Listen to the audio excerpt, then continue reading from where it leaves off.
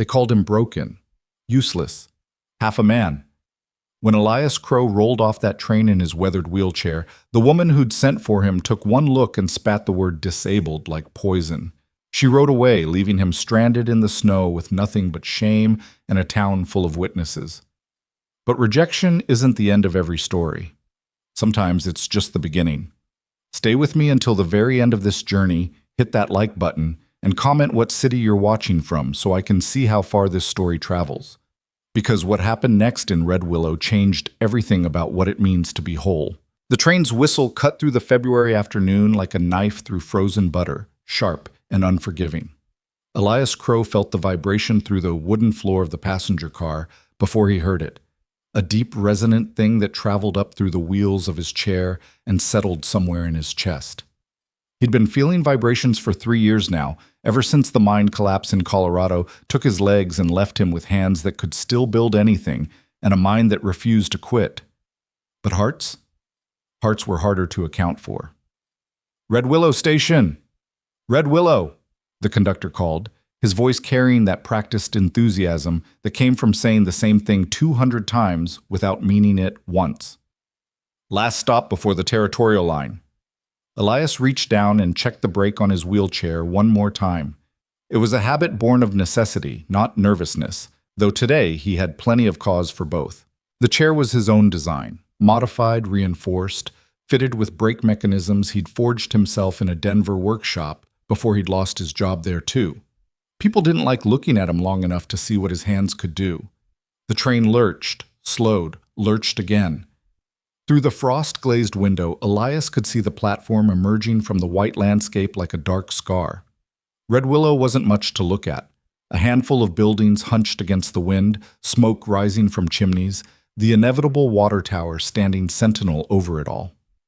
Frontier towns all looked the same when you were arriving with nothing but hope in your pockets.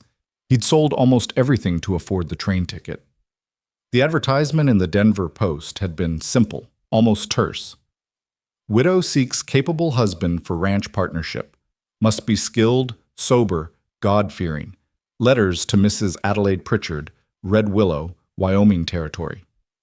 Elias had written 3 drafts before sending the letter. In the first, he'd mentioned the wheelchair in the opening line. In the second, he'd buried it in the middle. In the final version, he'd described his carpentry skills, his literacy, his experience with livestock and irrigation systems. He'd mentioned almost casually that he used a wheeled chair for mobility but found it no hindrance to skilled labor. Her response had come 6 weeks later, short, businesslike. "Arrival acceptable. February 14th. We'll meet train." He'd allowed himself to hope. That was his first mistake. The conductor appeared in the aisle, already reaching for Elias's worn leather bag on the overhead rack. "Need help getting down, sir?" "Just the bag. I can manage the rest." The conductor's face did that thing faces always did. A flicker of uncertainty, quickly smoothed over with professional courtesy. "Yes, sir. Platform's got some ice on it. Mind yourself." Elias had learned not to finish those sentences for people. It never helped. The train had barely shuddered to a complete stop before Elias began the familiar choreography of departure. Break off. Hands to wheels. Forward 6 feet to the wider space near the door where the conductor was already lowering the step stool. The cold hit him first when the door opened. Wyoming cold, the kind that found every gap in your clothing and reminded you that February in the territories didn't care about your plans or your pride. "Want me to fetch someone?" the conductor asked, hovering. "I'm expected." It took 3 other passengers, a mail clerk and a salesman with a carpet bag to crowd past Elias at the door, each offering variations of "pardon me" and "excuse me" without quite meeting his eyes. Then it was his turn. The conductor had positioned a wooden ramp, standard railroad issue, warped and splintered but functional. Elias had been down 1,000 ramps. This one was no different, except for what waited at the bottom. The platform was crowded with the usual station chaos. People greeting arrivals, drivers loading freight, a dog barking at pigeons. But Elias spotted her immediately because she was looking directly at the train with an expression of such focused anticipation that it stood out like a spotlight in the general bustle. Mrs. Adelaide Pritchard was perhaps 40, perhaps older. The frontier had a way of adding years that had nothing to do with calendars. She wore a heavy wool coat that had once been expensive, a fur collar turned up against the wind, and a hat pinned severely to dark hair streaked with early gray. Her face had the kind of handsomeness that came from strong bones and stronger will, and her eyes, even from this distance, had the evaluation in them of someone accustomed to buying livestock. Elias descended the ramp with the smooth efficiency of long practice. The wheels of his chair crunched on ice crystals scattered across the platform boards. He'd worn his best clothes, the only suit he owned, brushed and pressed in his cramped Denver boarding house room. His hat was new, purchased specifically for this occasion. He'd shaved that morning on the train, using a basin of cold water and a mirror that wouldn't stay still. He'd wanted to make a good impression. Mrs. Pritchard's expression changed the moment his chair cleared the ramp and rolled into full view on the platform. It was a subtle thing, a tightening around the eyes, a barely perceptible backward step, a shift in the set of her jaw. Elias had seen that look before. He'd seen it in the faces of potential employers, landlords, the families of women who'd once smiled at him in church socials. He wheeled toward her anyway, navigating around a stack of freight crates and a woman with 3 children clustered around her skirts. "Mrs. Pritchard?" He stopped his chair 6 feet away, close enough to be heard, far enough to not seem presumptuous. "I'm Elias Crow, from Denver." She stared at him. Around them, the station noise continued, the hiss of the engine, conversations, the thud of luggage being loaded onto wagons. But in the space between them, there was only silence and the visible calculus happening behind her eyes. "You're—" she began, then stopped. Started again. "The letter didn't mention that I use a wheelchair." Elias kept his voice level, pleasant even. He'd practiced this too. "I apologize if that wasn't clear. I can assure you it doesn't affect my capability for the work you described. I have references from 3 Denver—" "Capability?" The word came out harder than she'd probably intended. A few heads nearby turned. She noticed and lowered her voice, but not the edge in it.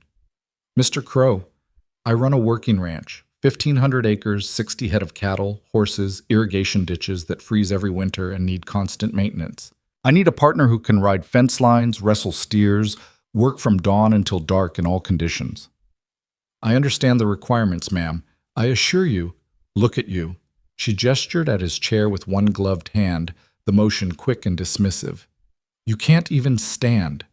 The words hung in the frozen air between them. Several people on the platform had stopped pretending not to listen. Elias could feel their attention like heat on his face, though the wind was cold enough to make his eyes water. "Mrs. Pritchard," he said carefully, "I've worked in mines, sawmills, and machine shops. I've built irrigation systems and repaired engines. I can read engineering diagrams and keep account books. The letter you sent described a ranch partnership, a husband." Her voice cut through his words like an axe through kindling. "I advertised for a husband, Mr. Crow. A man capable of running a ranch and providing children and standing beside me in church and at town functions. I need a—" She paused, searching for words that wouldn't sound as brutal as the ones trying to escape. "I need someone whole."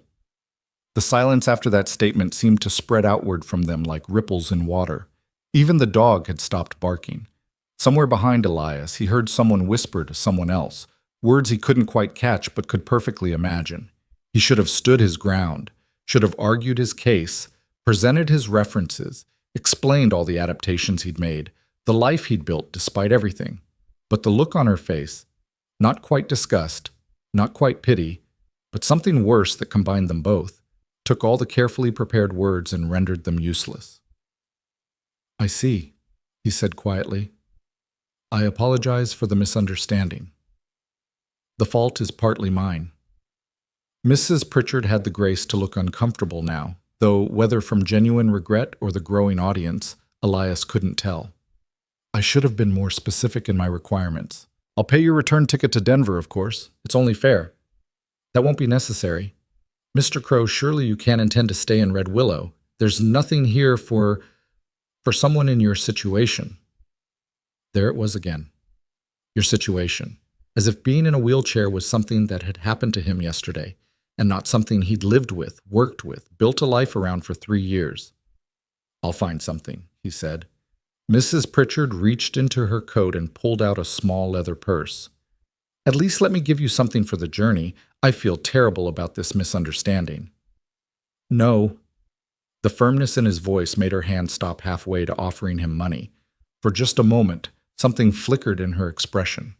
Maybe respect, maybe just surprise that he'd refused her charity. Then her face closed again, professional and remote. Very well. I wish you luck, Mr. Crow. I truly do.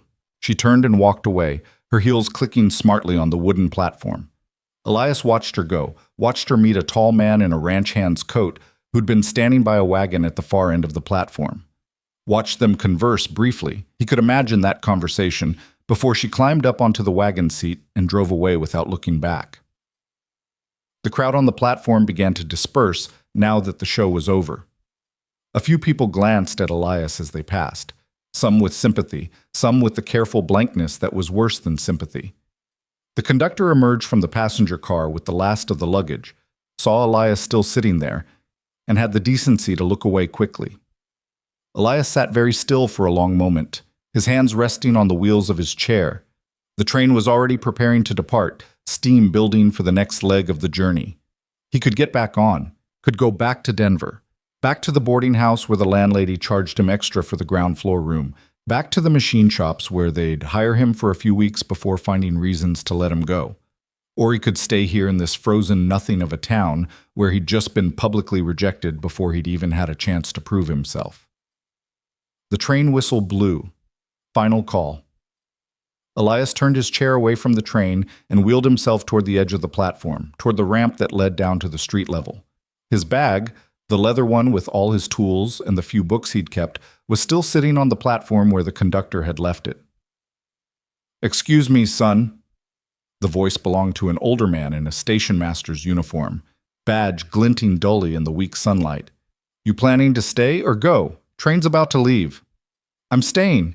The station master looked at him with an expression that suggested he thought this was a very poor decision. "There's a boarding house 2 streets over. Mrs. Chen runs it. She might have a room, but—" He glanced at the chair, at the 3 wooden steps leading down from the platform to street level. "But I'd need to get there first," Elias finished. "Those steps removable?" "What?" "The steps. Are they fixed or freestanding?" The station master blinked. I suppose they just sit there. Railroad put them in when they built the platform. Why?" Elias wheeled over to the steps and examined them. 3 risers, each about 8 inches high, the whole structure maybe 3 feet wide and solidly built from weathered lumber. Not fixed to the platform, just heavy enough that no one had bothered to move them in years. "I can build a ramp," Elias said, "if you have some planks in your maintenance shed. I'll do it myself, no charge." "Build a ramp?" The station master's tone suggested Elias had just proposed building a bridge to the moon. "Son, those are station steps. Railroad property. And that's a railroad wheelchair ramp law in most territories now, required at all public stations." Elias had no idea if this was true in Wyoming, but he said it with enough confidence that the station master hesitated. "I'd have to check with—" "I'll build it today. Have it done before the evening train. If the railroad doesn't like it, they can tear it down tomorrow.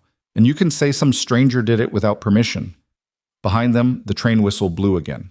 The engine began to chuff, wheels starting to turn. The station master glanced at the departing train, then back at Elias, then at the steps. "Maintenance sheds around back," he said finally. "You break anything, you pay for it." "Fair enough."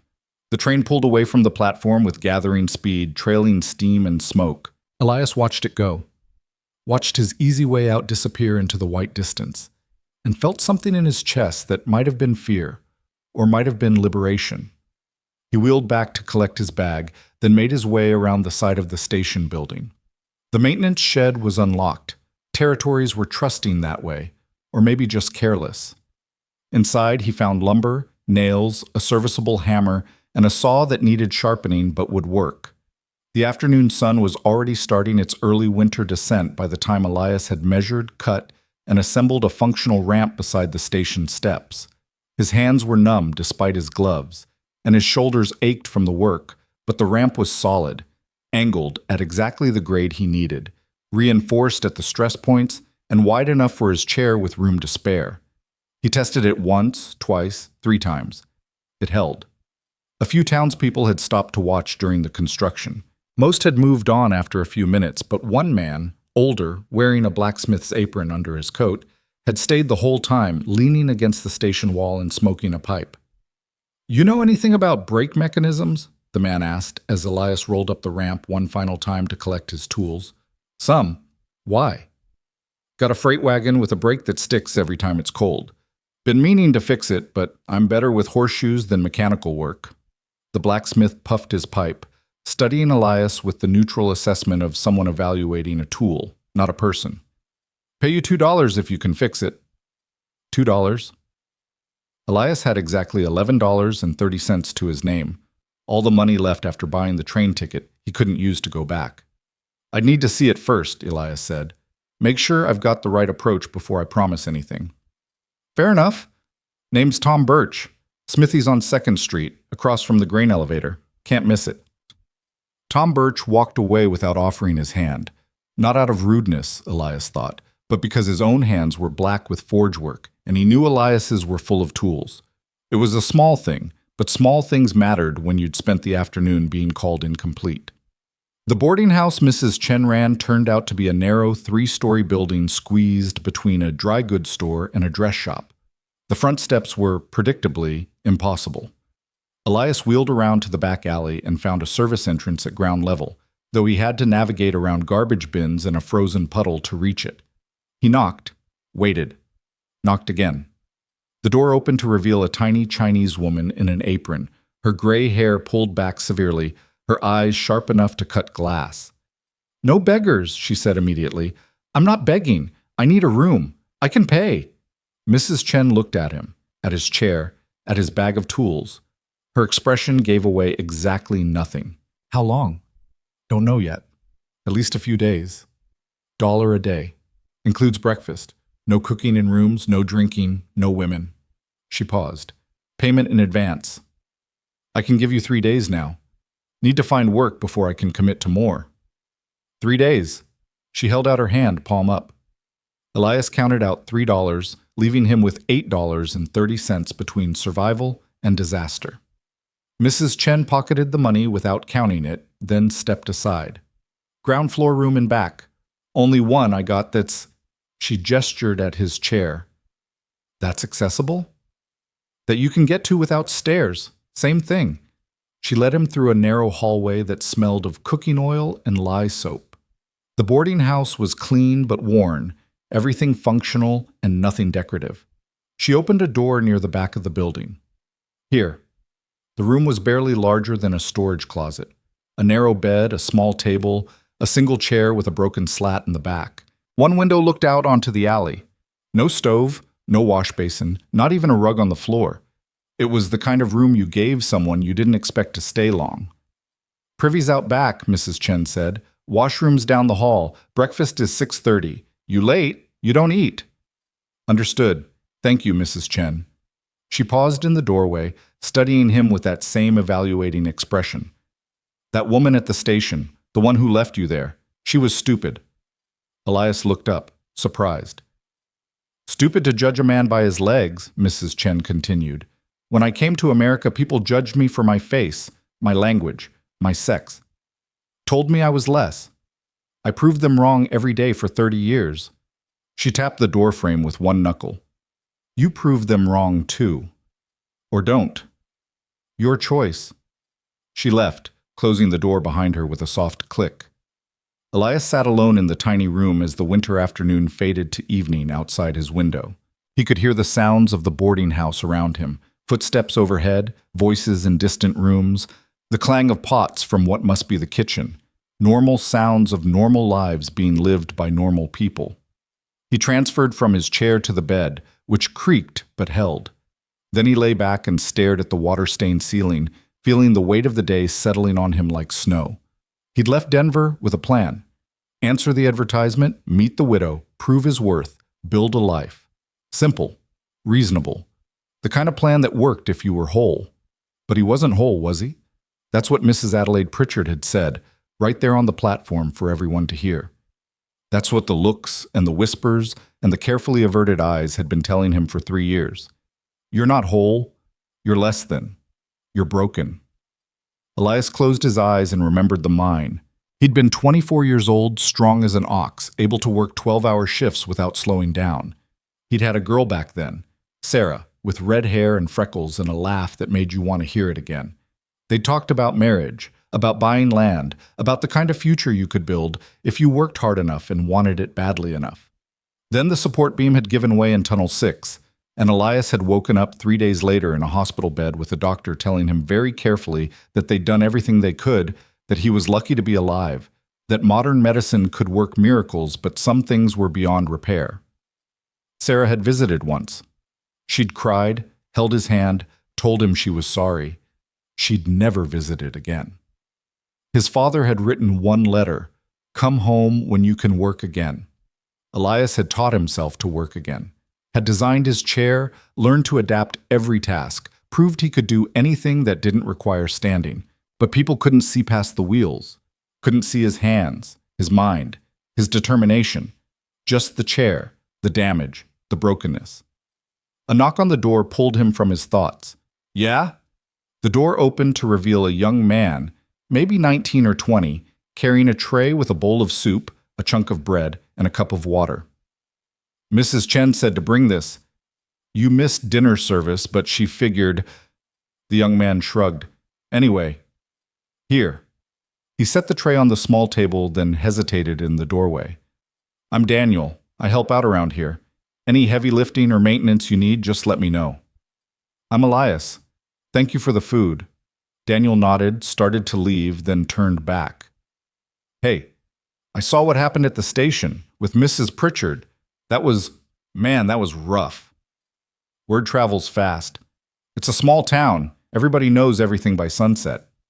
Daniel shifted his weight, uncomfortable but apparently determined to say something. For what it's worth, Adelaide Pritchard's been running that ranch alone since her husband died 2 years ago. She's hard as nails and twice as sharp. If she couldn't see what you might bring to a partnership, that's her loss, not yours. That's kind of you to say? I'm not being kind, I'm being honest. Tom Birch already told half the town about the ramp you built at the station. Said it was the best piece of practical engineering he'd seen in years. And Tom doesn't compliment anybody. Daniel grinned. Anyway, welcome to Red Willow. It's not much, but it's got potential. You'll see. After Daniel left, Elias ate the soup, chicken broth with vegetables, simple but good, and thought about potential. About second chances and fresh starts, and the possibility that maybe being rejected wasn't always the end of the story. Through his window, he could see lights coming on in buildings across the alley. Could hear the sounds of Red Willow settling in for the night, horses being stabled, shop shutters being closed, a piano playing somewhere in the distance. The town was going about its business, indifferent to his presence or absence, his success or failure, which meant he could be anyone here, could build anything, as long as he kept moving forward. Elias finished his soup, washed his face in the wash basin Daniel brought him, and prepared for his first night in Red Willow.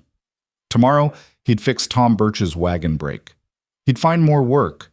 He'd prove that rejection wasn't a verdict, just an opinion. And maybe, if he was lucky and worked hard enough, he'd prove that wholeness had nothing to do with standing. The morning arrived with the kind of cold that made breathing hurt.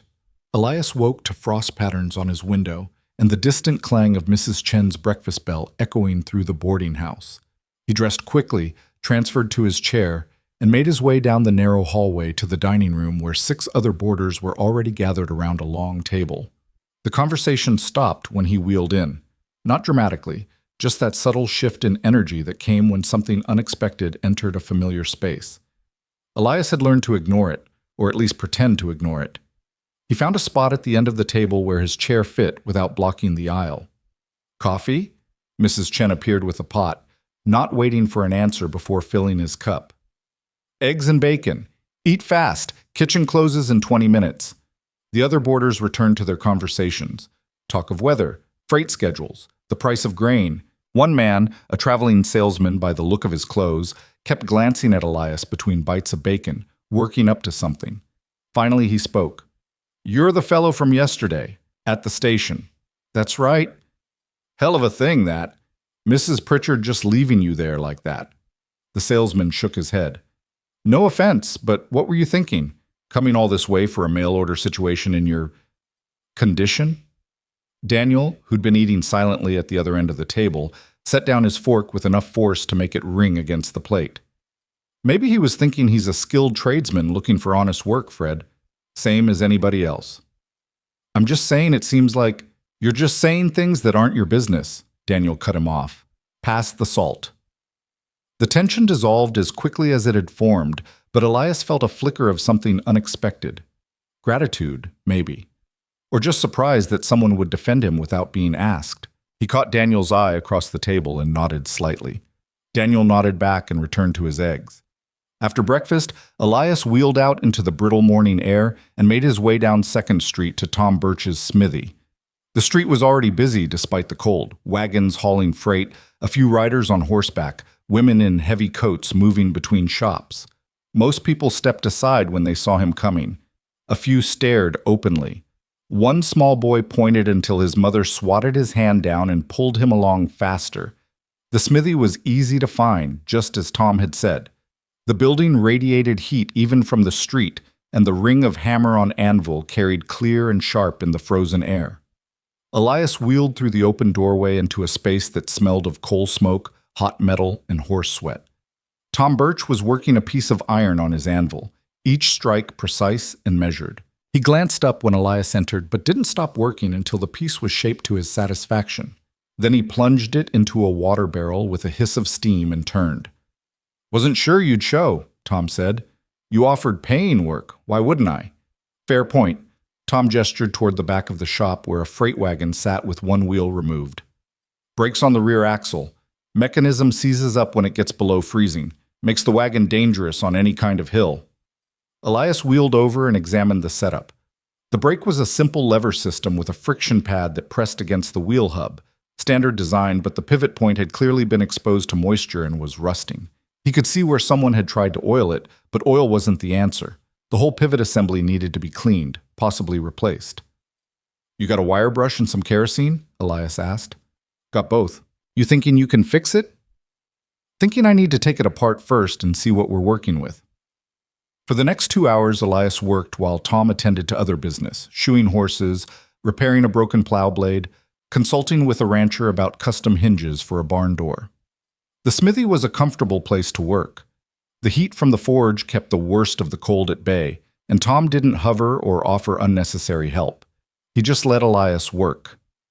The problem with the brake turned out to be exactly what Elias had suspected. Corrosion in the pivot assembly combined with a slightly bent lever arm that put stress on the mechanism at the wrong angle.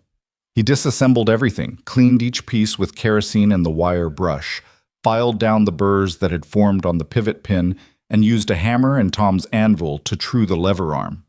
Then he reassembled it, tested the action, and applied a thin coat of graphite powder instead of oil. Try it now, Elias said. Tom worked the brake lever. It moved smoothly, no catching, no resistance. He worked it again, harder. Still smooth. He looked at Elias with something like respect. How'd you know to use graphite instead of oil? Oil attracts moisture in cold weather. Moisture causes rust. Graphite doesn't attract water, and it doesn't freeze. Elias wiped his hands on a rag. Should work fine unless the temperature drops below -20, and if it does, brake failure's probably the least of your problems. Tom tested the brake one more time, then nodded. $2, like I promised. But I got another question for you. What's that? You looking for steady work, or you just passing through? Elias considered the question carefully. Steady work meant commitment, meant putting down roots in a town where he'd been publicly rejected less than 24 hours ago. But it also meant survival, and survival was a prerequisite for everything else. I could use steady work, he said. Got a lot of repair jobs that pile up around here. Wagons, tools, equipment, things I don't have time for or don't have the right touch for. Pays not much, maybe $8, $10 a week depending on the work, but it's regular. You'd work here in the shop, use my tools, keep what you make on side jobs. Tom paused. Only catch is people might not like doing business with a smithy that that has you working here. A cripple, Elias finished. You can say it. I don't use that word, but others will. Just want you to know what you'd be walking into. Elias thought about his dwindling money, about Mrs. Chen's boarding house, and the need to eat and the long winter stretching ahead. He thought about Denver and the jobs he'd lost, the opportunities that had evaporated the moment people saw his chair. He thought about having to go back, having to admit that maybe Mrs. Pritchard had been right about there being nothing here for someone in his situation. "I'll take the work," he said. Tom held out his hand. "Then we got a deal." They shook on it, and something in Elias's chest loosened slightly. Not relief exactly, more like the feeling of having found solid ground after days of falling. "Can you start tomorrow?" Tom asked. "Got 3 busted wagon wheels need repair and a whole box of tools that need sharpening." "I'll be here at 7. Tom paid him the $2, and Elias wheeled out of the smithy into the midday cold, feeling like maybe, possibly, things might work out after all. The feeling lasted approximately half a block. "Hey, cripple!" The voice came from across the street. Elias didn't turn at first. He'd learned that responding to that particular word rarely led anywhere good. But the voice called again, louder and sharper. "You deaf and crippled? I'm talking to you." This time Elias stopped and looked. A man stood in front of the general store, mid-30s, heavy-set, wearing a shopkeeper's apron over his clothes. He had the kind of face that suggested he smiled a lot, but he wasn't smiling now. "You the one Adelaide Pritchard brought in yesterday?" the man called out. Several people on the street had stopped to watch. Apparently this was going to be entertainment. "I'm the one she sent for," Elias said carefully. "Don't know that she brought me anywhere." "Heard she took one look at you and sent you packing. Smart woman, Adelaide, knows better than to saddle herself with damaged goods." The words hung in the cold air like a challenge. Elias could feel the attention of the street focused on him, waiting to see how he'd respond. This was a test, he realized, not from this particular man, from the town itself. How he handled this moment would determine how he'd be treated going forward. "I appreciate your interest in my personal affairs," Elias said, keeping his voice level, "but I've got work to do. Excuse me."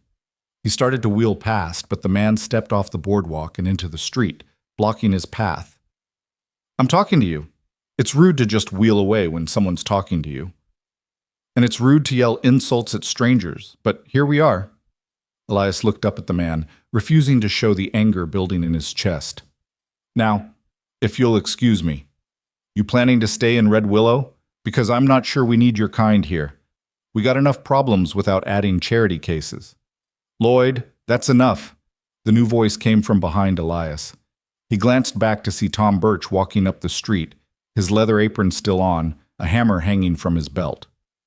"Man's got a right to be here same as anyone." Lloyd, apparently that was the shopkeeper's name, sneered. "You hiring him, Tom? That's a mistake. Nobody's going to want to do business with you if you've got a cripple working in your shop." "Then I guess we'll find out," Tom said. "Now move along. Some of us have work to do." For a moment it looked like Lloyd might push the confrontation further, but Tom was bigger, harder, and had a reputation in town that clearly carried weight. Lloyd stepped back onto the boardwalk with a theatrical sigh. "Fine, but don't say I didn't warn you when your business suffers." He looked at Elias. "And you. Maybe you should think about moving on. Red Willow's not a place for people who can't pull their weight." He went back into his store, letting the door slam behind him. The small crowd that had gathered began to disperse, the show apparently over. Tom stood beside Elias for a moment, watching them go. "Lloyd Hutchins," Tom said, "runs the general store. He's all bark, no bite, but he does like to hear himself talk." "Seems like I'm making friends fast," Elias said. "You're making waves." "Different thing. Town like this, it takes a while for new people to be accepted. Takes even longer for people who are different. But it happens, if you stick it out." Tom paused. "Question is, you planning to stick it out?" Elias looked down the street at the town that had already rejected him once and seemed determined to do it again. He thought about the easy option, take what was left of his money, buy a ticket back to Denver, find some other place where people didn't know him and didn't care. Start over somewhere else. But he'd been starting over somewhere else for 3 years now. At some point, you had to stop running and start standing your ground, even if you couldn't actually stand. Yeah, he said. I'm planning to stick it out. Tom nodded as if this confirmed something he'd already suspected. Good. Come by the shop at 7 tomorrow. Bring your appetite. My wife always sends too much lunch. He walked back toward the smithy, leaving Elias alone on the street. The cold was starting to seep through his coat, and his hands were going numb. He needed to get moving, needed to get out of the wind. But first, he needed supplies. The general store, Lloyd's store, was the closest place to buy what he needed. But Elias turned his chair in the opposite direction and wheeled 2 blocks down to a smaller shop with Chen's goods painted on the window. If Mrs. Chen ran a boarding house, maybe she ran other businesses too. The shop was narrow and crowded with merchandise, dry goods, canned food, tools, fabric, a little bit of everything. A young Chinese woman stood behind the counter, maybe 20 years old, with her hair in a neat braid and an expression of polite wariness. "Can I help you?" she asked in perfect English. "You related to Mrs. Chen at the boarding house?" "She's my mother. I'm Mei Chen." "Your mother said I should prove people wrong.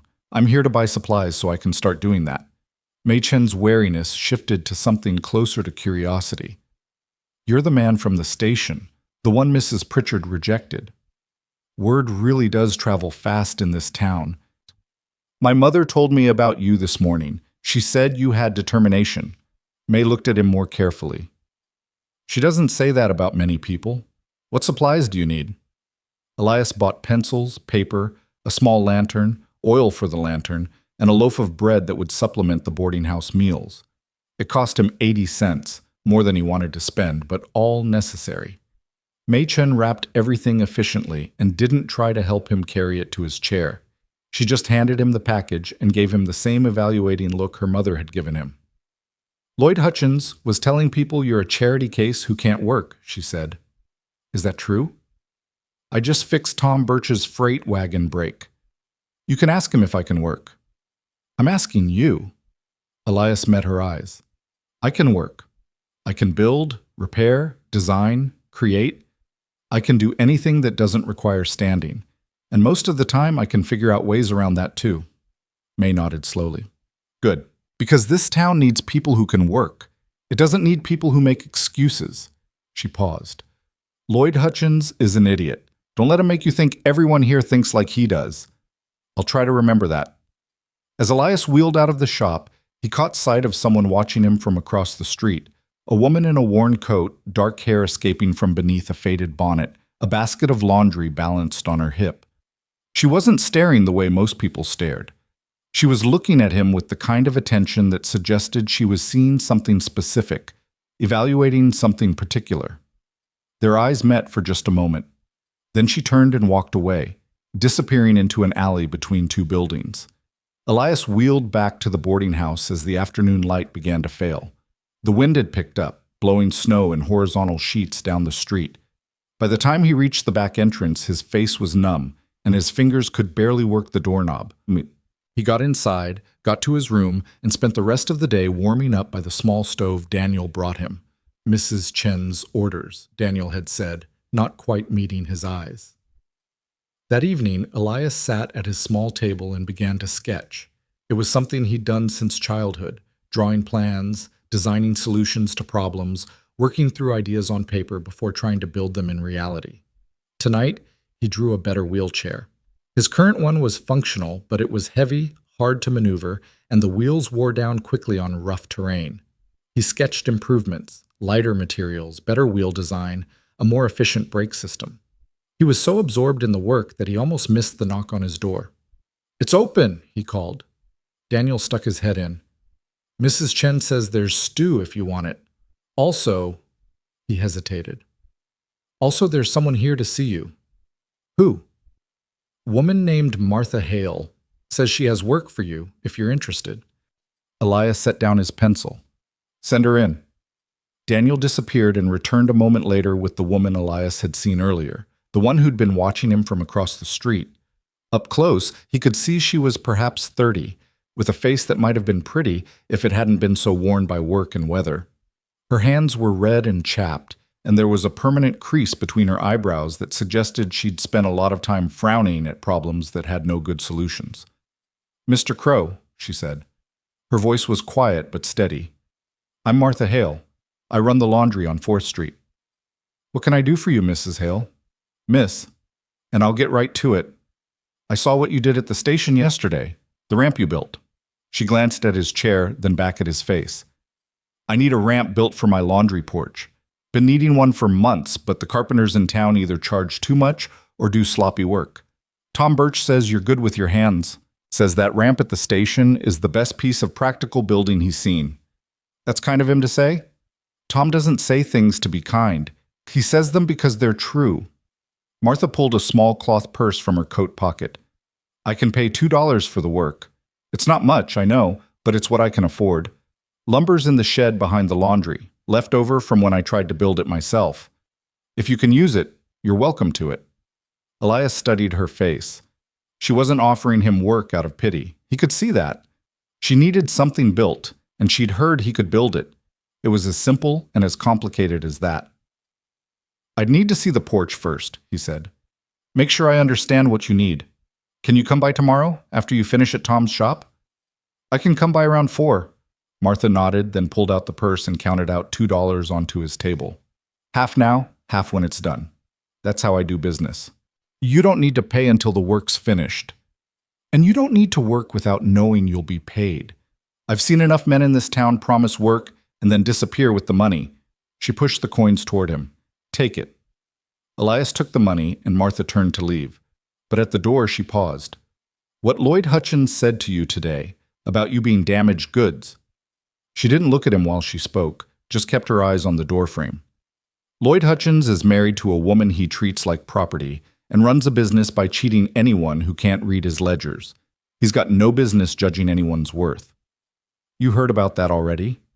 "I hear about most things. Laundry work means people talk around you like you're not there. You learn things." Now she did look back at him. "People in this town will judge you for that chair. They'll assume things. But there are also people who'll judge you for your work, your character, how you treat others.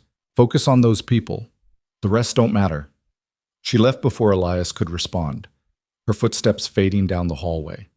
He sat at his table, looking at the $2 she'd left, and felt something shift in his chest.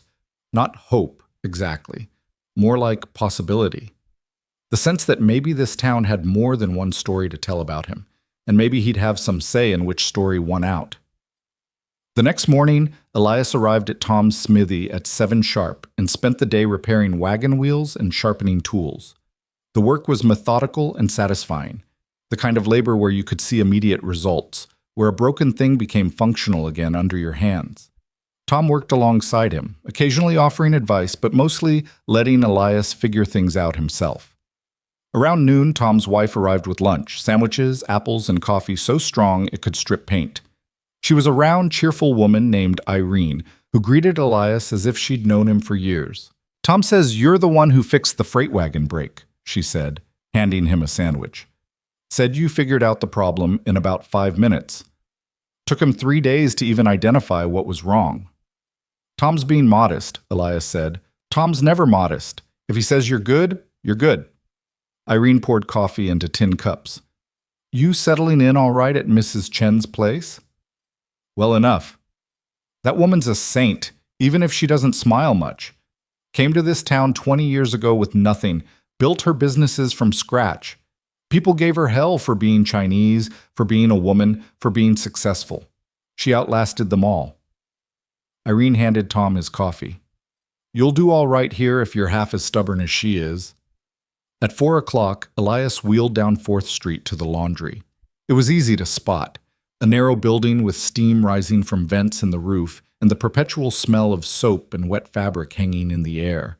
The front porch had 3 steps leading up to it, and Elias could see immediately why Martha needed a ramp. Getting heavy baskets of laundry up those steps multiple times a day would be brutal work. Martha emerged from inside carrying a basket of clean sheets. When she saw Elias, she set the basket down and came to the edge of the porch. "You came," she said. "Said I would."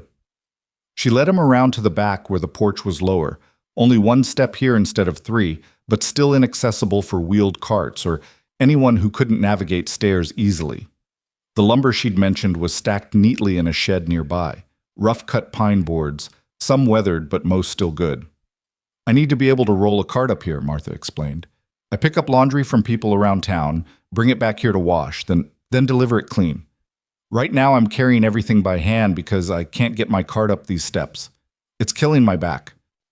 Elias examined the porch, measured the height of the step, calculated the angle he'd need for the ramp. I can build it so the cart rolls up easy. You want sides on it so the cart doesn't slip off? If you can manage that, yes. I'll have it done by tomorrow evening. One condition, though. Martha tensed slightly. What condition? You let me test it with my chair first. If I can get up it smooth, your cart will have no problems. Something in her face relaxed.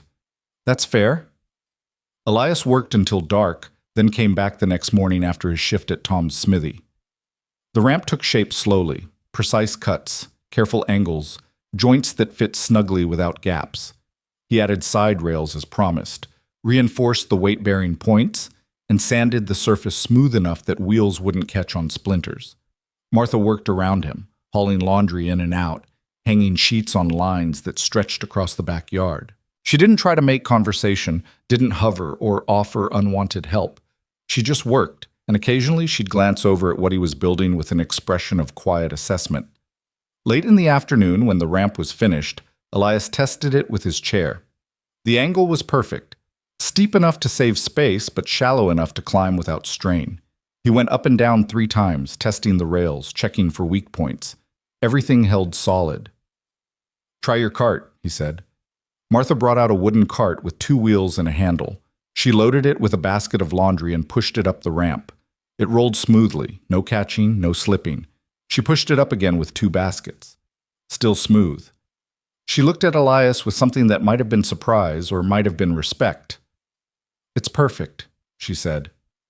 Good. Elias held out his hand for the remaining $1. Martha paid him, then stood looking at the ramp for a long moment. You do good work, Mr. Crow. Elias, and thank you. Martha, and thank you. She paused. I've got other things that need fixing around here. If you're interested in more work. I'm interested. Over the next 2 weeks, Elias established a routine. Mornings at Tom's smithy, afternoons doing repair work around town. He fixed a broken door hinge for the Chinese doctor, rebuilt a bookshelf for the school teacher, repaired a wagon axle for a rancher who paid him $3 and didn't comment on his chair. He built a better brake system for his own wheelchair and started designing a lightweight cart that could be pulled behind it.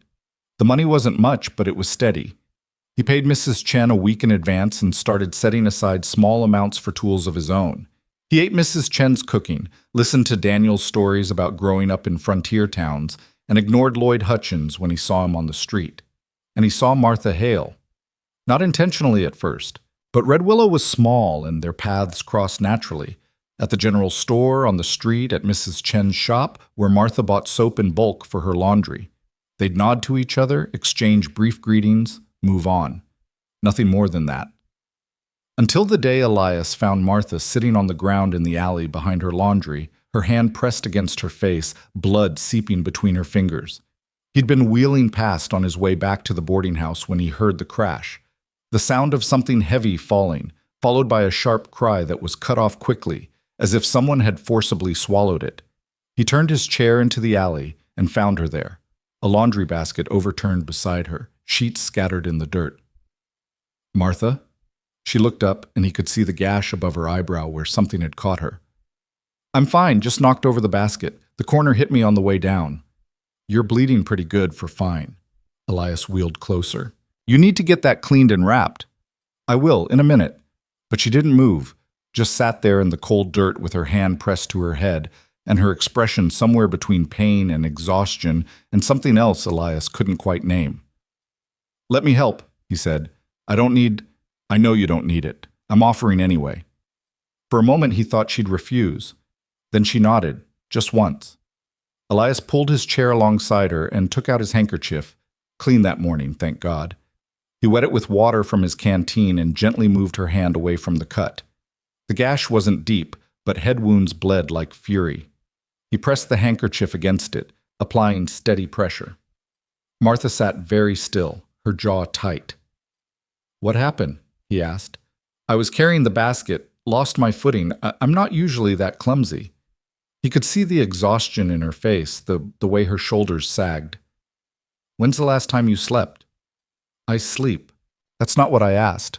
Martha was quiet for a moment. Then, I had 3 families ask for extra laundry service this week. Rush jobs, all of them. I've been working until midnight every night, starting again at 5 in the morning. I'm just tired. You can't work yourself into the ground, says the man who works at the smithy all day and takes repair jobs all evening. That's different. How? Elias didn't have a good answer for that, so he just kept pressure on the cut until the bleeding slowed. When he pulled the handkerchief away, the wound was still oozing but no longer flowing. She'd need proper bandaging. Come on, he said. There's a doctor 2 streets over. Dr. Kim charges 50 cents just to look at you. Then it's a good thing I just got paid $3 for that wagon axle. Come on. He expected her to argue, but she just nodded again and let him help her to her feet. They made an odd pair walking down the street, her stumbling slightly, him wheeling beside her with one hand on his wheel and the other steadying her elbow.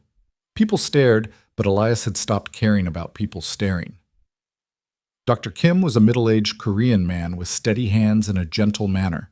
He cleaned Martha's wound, declared it not serious enough for stitches, and bandaged it with professional efficiency. He charged 40 cents, and Elias paid before Martha could object. You didn't have to do that, she said as they left the doctor's office. I know. I can pay you back. I don't want you to pay me back. She stopped walking and looked at him directly. Why are you being kind to me? The question caught him off guard. Why wouldn't I be? People aren't, not usually, not without wanting something. Elias met her eyes and saw something familiar there, the wariness of someone who'd been hurt too many times to trust easily, who'd learned that kindness often came with conditions. He recognized it because he saw the same thing in his own reflection every morning. I'm not being kind, he said. I'm just doing what anyone should do. What you did for me when you offered me work without caring about this chair. Martha studied his face for a long moment, then nodded slowly. All right. Thank you, Elias. You're welcome, Martha. They walked back toward the laundry in comfortable silence, and something shifted between them, something small but significant. An understanding, maybe. Or just the recognition that they were both fighting the same battles in different ways, and maybe fighting alone wasn't always necessary. When they reached the laundry, Martha paused at her new ramp. I've got soup on the stove inside. It's not much, but you're welcome to share it if you want. It was the first time anyone in Red Willow had invited Elias into their home. He thought about all the reasons to say no, propriety, not wanting to impose, the fact that accepting might complicate the simple working relationship they had. Then he thought about eating alone in his small room at the boarding house, about the kindness in her offer, about how tired she looked and how much easier it was to eat with company. I'd like that, he said. And for the first time since arriving in Red Willow, Elias Crow felt something that wasn't just survival or determination or stubborn refusal to quit. He felt like maybe, just maybe, he was starting to belong. Martha's soup was simple, potatoes, carrots, and a bit of salt pork. But it was warm and filling, and they ate it at her small kitchen table while the winter evening darkened outside. The laundry building was larger than Elias had expected from the outside. The front room held massive wash tubs and drying racks, but the back had been converted into modest living quarters. A kitchen, a bedroom he could glimpse through a half-open door, and this eating area that doubled as workspace when she ironed clothes on the table. How long have you been running the laundry? Elias asked, sopping up the last of his soup with a piece of bread. 3 years, since my husband died. Martha said it matter-of-factly, without emotion, the way you'd mention the weather. He was a freight driver. His wagon went off the road during a storm. By the time they found him, it was too late. I'm sorry. People always say that, as if sorry changes anything. She stood and collected their bowls. He left me with this building, $60 in debt, and a reputation for being his wife. I paid off the debt by turning the place into a laundry. The reputation took longer to shed. What kind of reputation? Martha paused at the wash basin, her back to him. James drank. When he drank, he got loud. When he got loud, people heard things. They assumed things about me, about our marriage, about why I stayed. She began washing the bowls with sharp, efficient movements. After he died, some people pitied me. Others blamed me. Said maybe if I'd been a better wife, he wouldn't have drunk so much. Wouldn't have been careless enough to drive in a storm.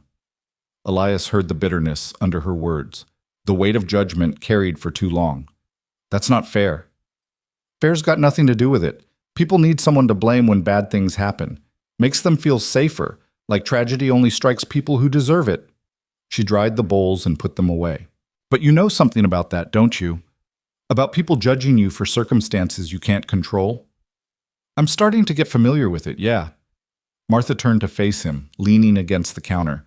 The bandage on her forehead was already showing a small spot of red seeping through. Can I ask you something? Go ahead. Why did you really stay here? After what happened with Mrs. Pritchard, you could have gone back to Denver, tried somewhere else. Why stay in a town that rejected you before you even got started? Elias considered the question carefully. It was something he'd asked himself a dozen times in the middle of sleepless nights. Because I've been running for 3 years. Every time someone rejected me or made me feel like I wasn't good enough, I'd pack up and try somewhere new. Thought maybe the next town would be different, the next job would work out.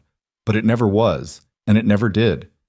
So I figured maybe the problem wasn't finding the right place. Maybe it was learning to stand my ground and make people see me for what I can do, not what I can't. And how's that working out? Ask me again in 6 months. Martha smiled, just a slight curve at the corner of her mouth, but it was the first smile he'd seen from her. Fair enough. A knock at the door interrupted the moment. Martha's expression shifted immediately, the brief warmth replaced by wariness. She crossed to the door and opened it just wide enough to see who was there. Mrs. Pritchard, she said, her voice carefully neutral. What can I do for you? Elias felt his chest tighten. He wheeled his chair back slightly, instinctively putting distance between himself and the door, between himself and the woman who'd publicly declared him insufficient. Adelaide Pritchard's voice carried clearly into the room. I'm picking up my laundry. Should have been ready yesterday. It'll be ready tomorrow. I told you that when you dropped it off. I need it tonight. I have guests arriving from Cheyenne in the morning. Then you should have brought it earlier in the week, like I suggested. Martha's tone remained even, but Elias could hear the steel underneath. I can't rush 3 loads of washing and ironing because your planning was poor. There was a pause, and Elias imagined the look on Adelaide Pritchard's face, the same expression she'd worn when she'd looked at him on the train platform. I'm not asking you to work miracles, Martha. I'm asking you to prioritize properly. Some customers are more important than others. All my customers are equally important. First come, first served. I could take my business elsewhere. You could, but Lloyd Hutchins charges twice what I do and burns holes in half the clothes he irons. Your choice. Another pause, longer this time, then, tomorrow morning, first thing. It'll be ready by noon. That's the best I can do. The door closed, and Martha stood with her hand still on the knob for a moment before turning back. Her eyes found Elias, and he saw something flicker across her face. Concern, maybe, or embarrassment that he'd heard the exchange. That must be awkward for you, she said quietly. What? Doing business with her, knowing she's the one who… Martha gestured vaguely, unable or unwilling to finish the sentence. Who rejected me? Who called me unfit? Elias shrugged. I don't do business with her.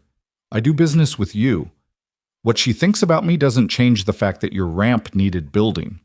Martha studied him for a long moment. Most people would hold a grudge. I've got better things to do with my energy than hold grudges against people who don't matter to me. She matters in this town. Her ranch is one of the biggest in the territory. People listen to what she says. Then they'll hear her opinion of me and decide for themselves if she's right. I can't control that. I can only control the quality of my work and how I treat people. Elias wheeled toward the door. I should go. Let you get back to work. Elias, Martha's voice stopped him. Thank you.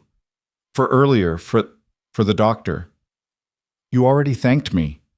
I know, but I meant it.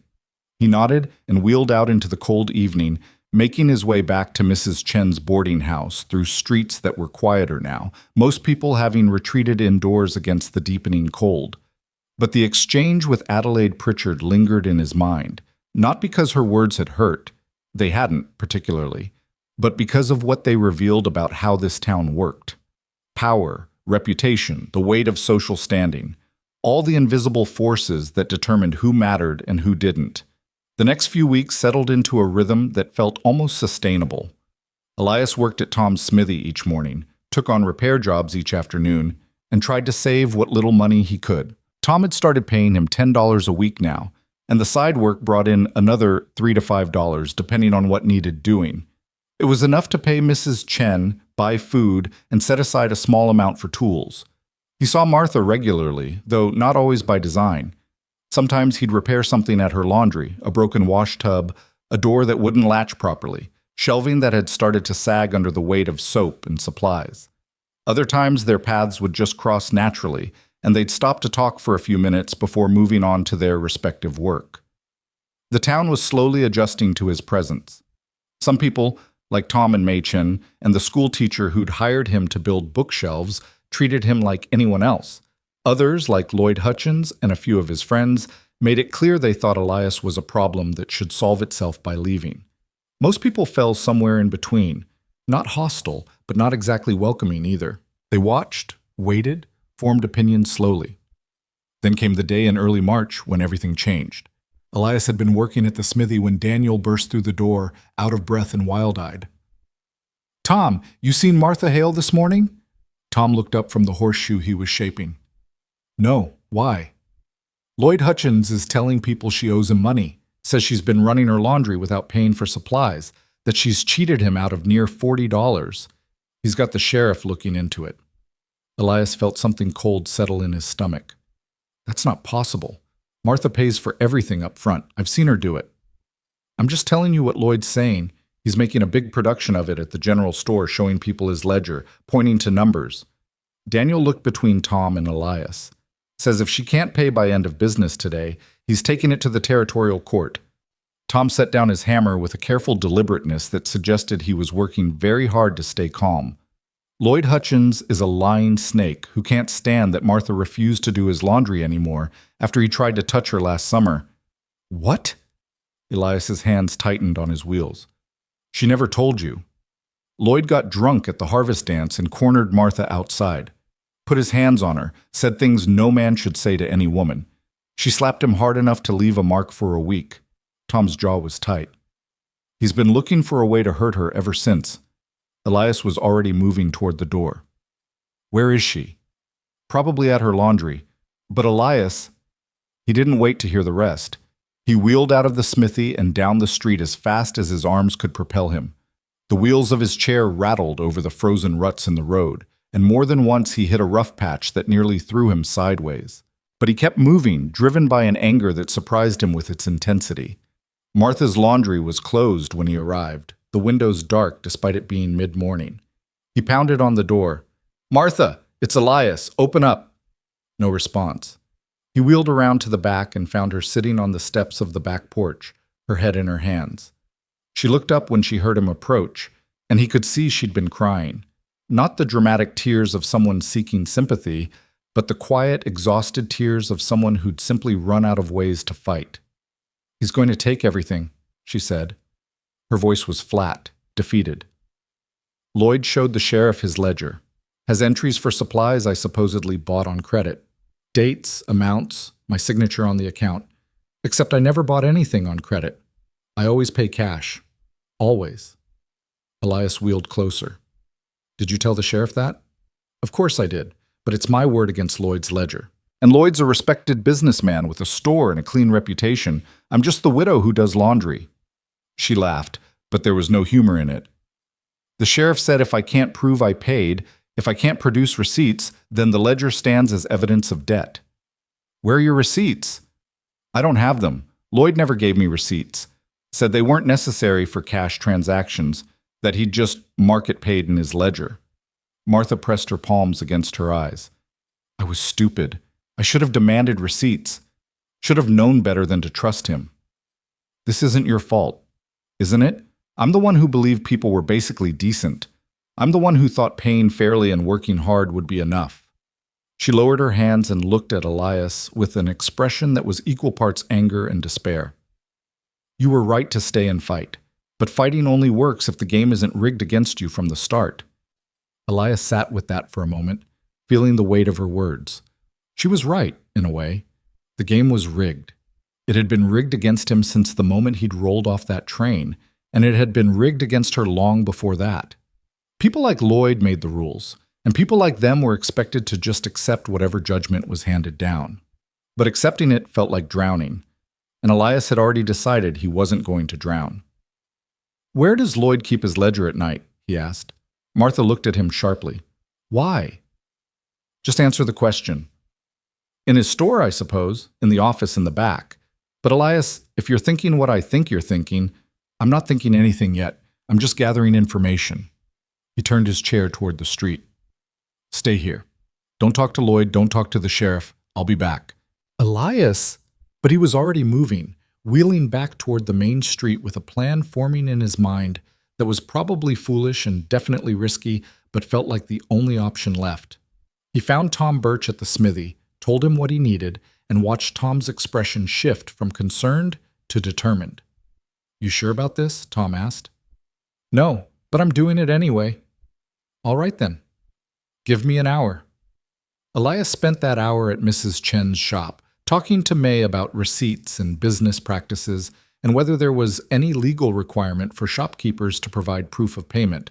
May listened carefully, asked clarifying questions, and then disappeared into the back room. She returned with her mother. Mrs. Chen looked at Elias with her sharp, evaluating gaze. "Martha Hale is a good woman, works hard, pays her debts, bothers nobody. Lloyd Hutchins is a pig who cheats and lies and thinks his American face makes him better than everyone." She crossed her arms. "You plan to help Martha?" "I plan to try." "How?" "Better you don't know the details. But I need to know something. When Martha buys soap and supplies from you, do you give her receipts?" "Always. I give receipts to everyone. Learned early that in this country, if you don't have paper proof, people say you're lying." Mrs. Chen's eyes narrowed. "You think Martha lost her receipts?" "I think Lloyd never gave her any, and I think if we can prove a pattern of him not providing receipts to customers, it might cast doubt on his ledger." Mrs. Chen and May exchanged a look that seemed to communicate an entire conversation without words. Then May went into the back room again and returned with a wooden box. "Customer receipts," she said. "Going back 3 years, organized by name and date. If you need to show that Lloyd Hutchins doesn't give receipts while other businesses do, this might help." Elias took the box carefully. "Thank you." "Don't thank us yet," Mrs. Chen said. "And whatever you're planning, be careful. Lloyd has friends, men who think the same way he does. They won't like you making trouble for him." By late afternoon, Elias had gathered what he needed and returned to Martha's laundry. She was working now, scrubbing clothes in the big wash tubs with a mechanical intensity that suggested she was trying to drown her troubles in hot water and soap.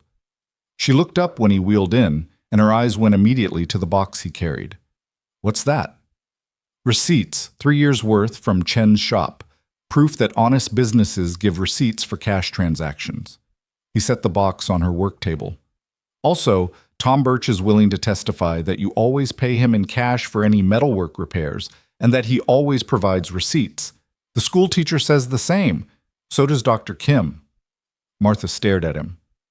"You've been talking to people about this. About me?" "I've been gathering evidence that Lloyd Hutchins is a liar who's trying to cheat you. There's a difference." "Elias, you don't understand. This isn't just about receipts. This is about Lloyd wanting to punish me for rejecting him. He won't stop just because a few people say nice things about me." "Then we make it about more than just nice things. We make it about documentation, patterns, evidence that his ledger can't be trusted." Elias wheeled closer. "Martha, you told me fighting only works if the game isn't rigged. But sometimes the game is rigged and you have to fight anyway, because the alternative is letting people like Lloyd decide your worth."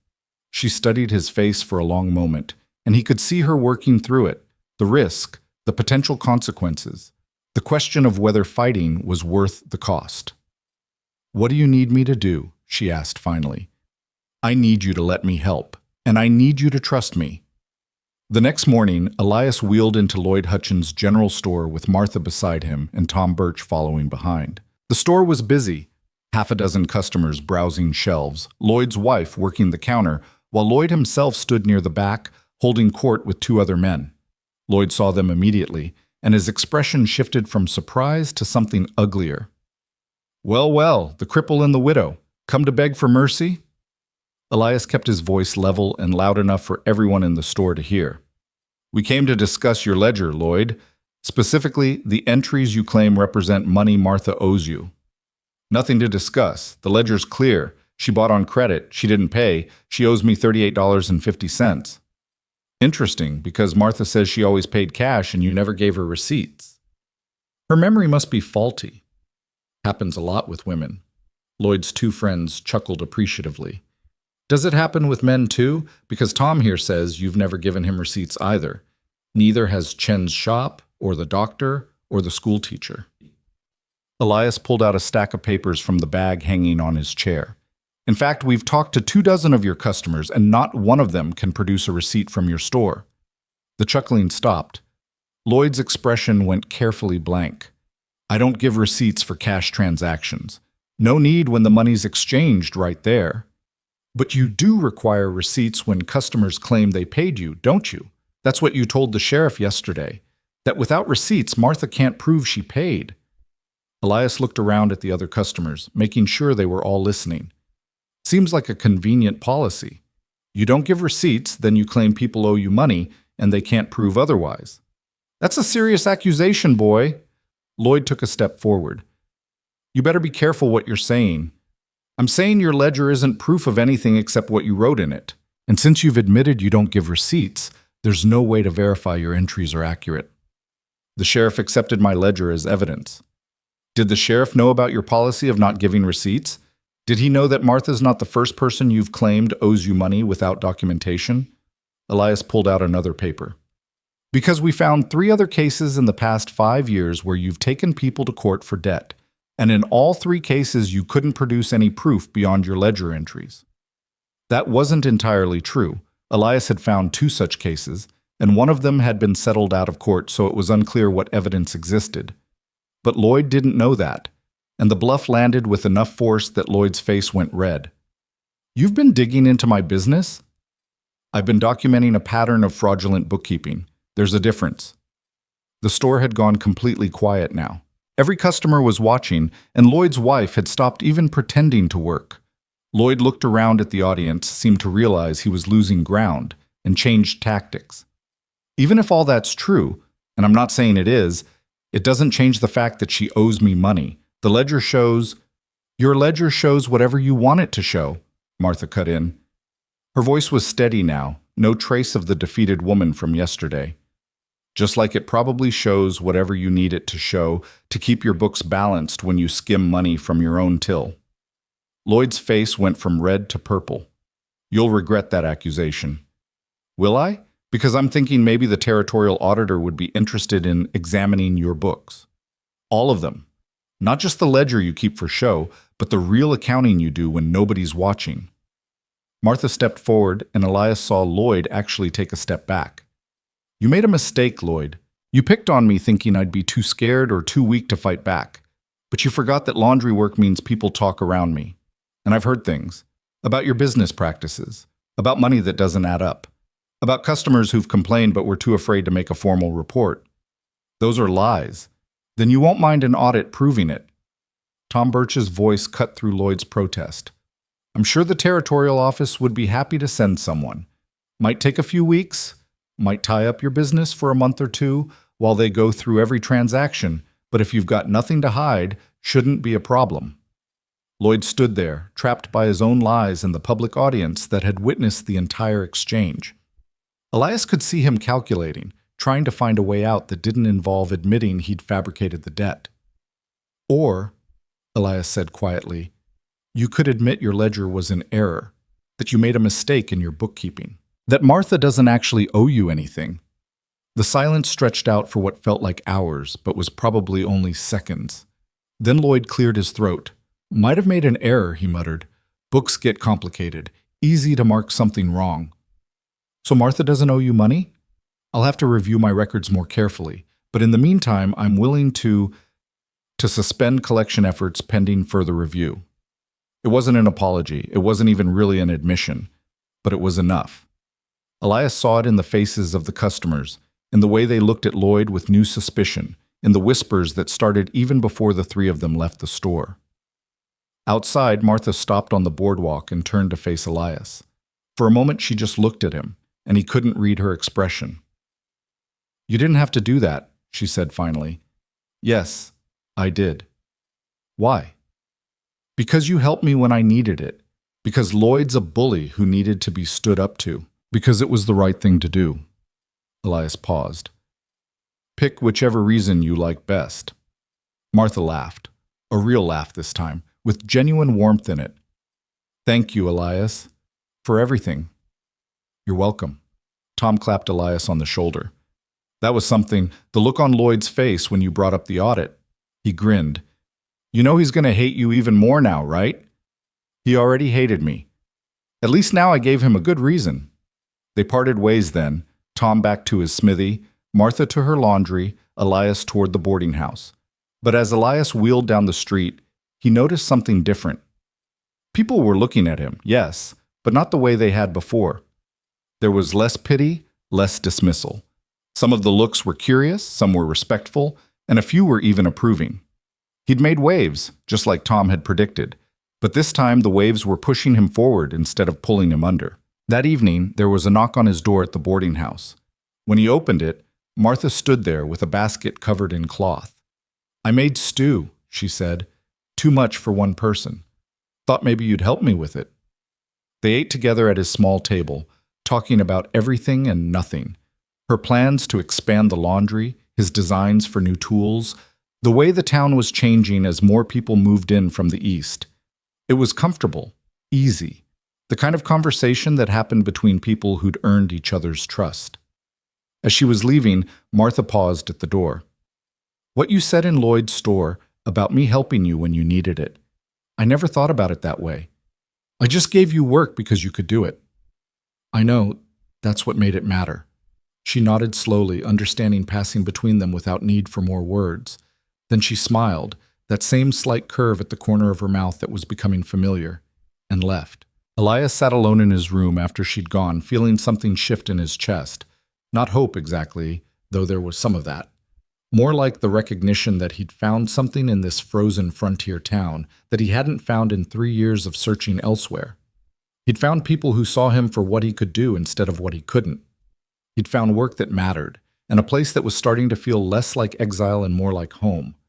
And he'd found Martha, quiet, strong Martha, who fought her own battles but didn't mind having someone fight alongside her sometimes. Outside his window, the March snow was starting to melt, revealing the brown earth underneath. Winter was ending, spring was coming, and Elias Crow was still standing his ground. Or rather, he was sitting his ground. But the distinction mattered less and less with every day that passed. Spring came to Red Willow with mud and promise. The snow melted in uneven patches, leaving the streets a treacherous mix of frozen ruts and standing water. Elias's wheelchair became caked with mud daily, and he spent his evenings cleaning the mechanisms and oiling the wheels to keep them turning smoothly. It was tedious work, but necessary.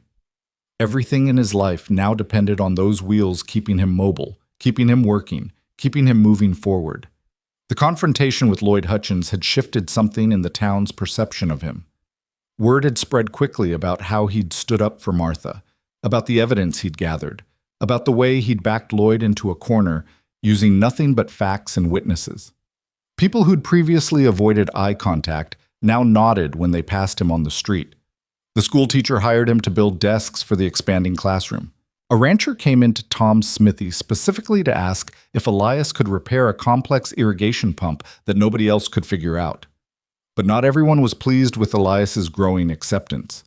Lloyd still glared at him whenever their paths crossed, and Adelaide Pritchard had taken to giving him looks of pure disdain when she came to town. Her ranch hand, a surly man named Carson, who seemed to serve as her enforcer, had made a point of blocking Elias's path one day, forcing him to wheel around through ankle-deep mud rather than use the boardwalk. "Don't get too comfortable," Carson had said. "This town's got a way of correcting mistakes." Elias had kept moving without responding, but the threat lingered in his mind like smoke. He mentioned it to Tom the next day while they worked on a complicated gear assembly for a sawmill. "Carson's all bluster," Tom said, though his expression suggested he didn't entirely believe his own words. Adelaide keeps him around to intimidate people, but he's never actually done anything violent. There's a first time for everything. True enough. But you've got friends now, people who'd notice if something happened to you. Tom fitted a gear into place with a precise tap of his hammer. That matters more than you might think in a town like this. What mattered even more, Elias was discovering, was Martha. Their friendship had deepened over the past weeks into something he couldn't quite name, but felt in his chest every time he saw her. They ate together several times a week now, trading meals back and forth between her laundry and his boarding house room. They talked about their pasts, her difficult marriage, his mine accident, the ways they'd both been shaped by loss and rejection. They talked about their futures too, though those conversations were more careful, more tentative, as if speaking dreams aloud might cause them to evaporate. One evening in late March, Martha showed up at his door with flour on her hands and frustration in her eyes. "I need help," she said without preamble. "The big wash tub at the laundry cracked, water's leaking everywhere, and I've got 3 loads that need washing by tomorrow morning." Elias grabbed his tools and followed her through the muddy streets to the laundry. The damage was worse than she'd described, a crack running nearly 2 feet along the bottom of the cast iron tub, water pooling on the floor despite her efforts to contain it with rags and buckets. "Can you fix it?" she asked. Elias examined the crack carefully, running his fingers along the jagged edges. Cast iron was tricky to repair, especially something that held water. A simple patch wouldn't hold under the pressure and temperature changes. He'd need to do it properly or not at all. "I can fix it, but not tonight. I'll need to get supplies from Tom's smithy. Probably take me most of tomorrow to do it right." Martha's shoulders sagged. "I can't afford to lose a day of work, not with the orders I've got backed up." "Then we work around it. You've got that smaller tub in the back room, right? Use that for tomorrow's loads.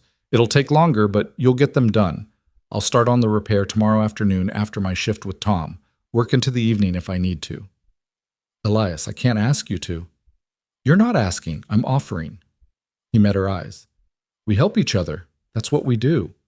Something flickered across her face, gratitude mixed with something deeper, something that made his heart beat faster. But she just nodded and helped him clean up the water before it could damage the wooden floor. The next day, Elias came to the laundry after finishing at the smithy, carrying the materials he needed: metal patches cut from scrap iron, a special cement compound Tom had mixed for him, and tools for grinding and shaping. The work was delicate and demanding. He had to drain the tub completely, grind down the edges of the crack to create a clean surface, apply the patches with the cement compound, then let it cure overnight before it could be used. Martha worked around him, washing clothes in the smaller tub, hanging lines of laundry across every available space. The building filled with steam and the smell of soap, and Elias found himself strangely content despite the difficult work. There was something peaceful about laboring side by side with someone. No words necessary, just the shared purpose of getting things done. It was well past dark when he finally finished the repair. Martha had stopped working an hour earlier and made coffee, which she handed him as he sat back to examine his work. "Will it hold?" she asked. "It should.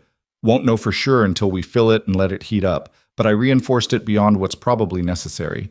Better too strong than too weak." They tested it together the next morning, filling the tub slowly and watching for any signs of leakage. The repair held perfectly. Martha ran her hand along the patched section with something like wonder. "It's better than new," she said. "It's stronger where it broke. That's how repairs work sometimes. The broken place becomes the strongest part." Martha looked at him then with an intensity that made him suddenly aware of how close they were standing, of the quiet intimacy of the moment. She opened her mouth as if to say something, then seemed to think better of it and looked away. "I should start on those loads," she said. "Thank you, Elias, for everything." But as he wheeled toward the door, her voice stopped him. "Elias, wait. There's something I need to tell you." He turned back. She was still standing by the wash tub, her hands twisting together nervously.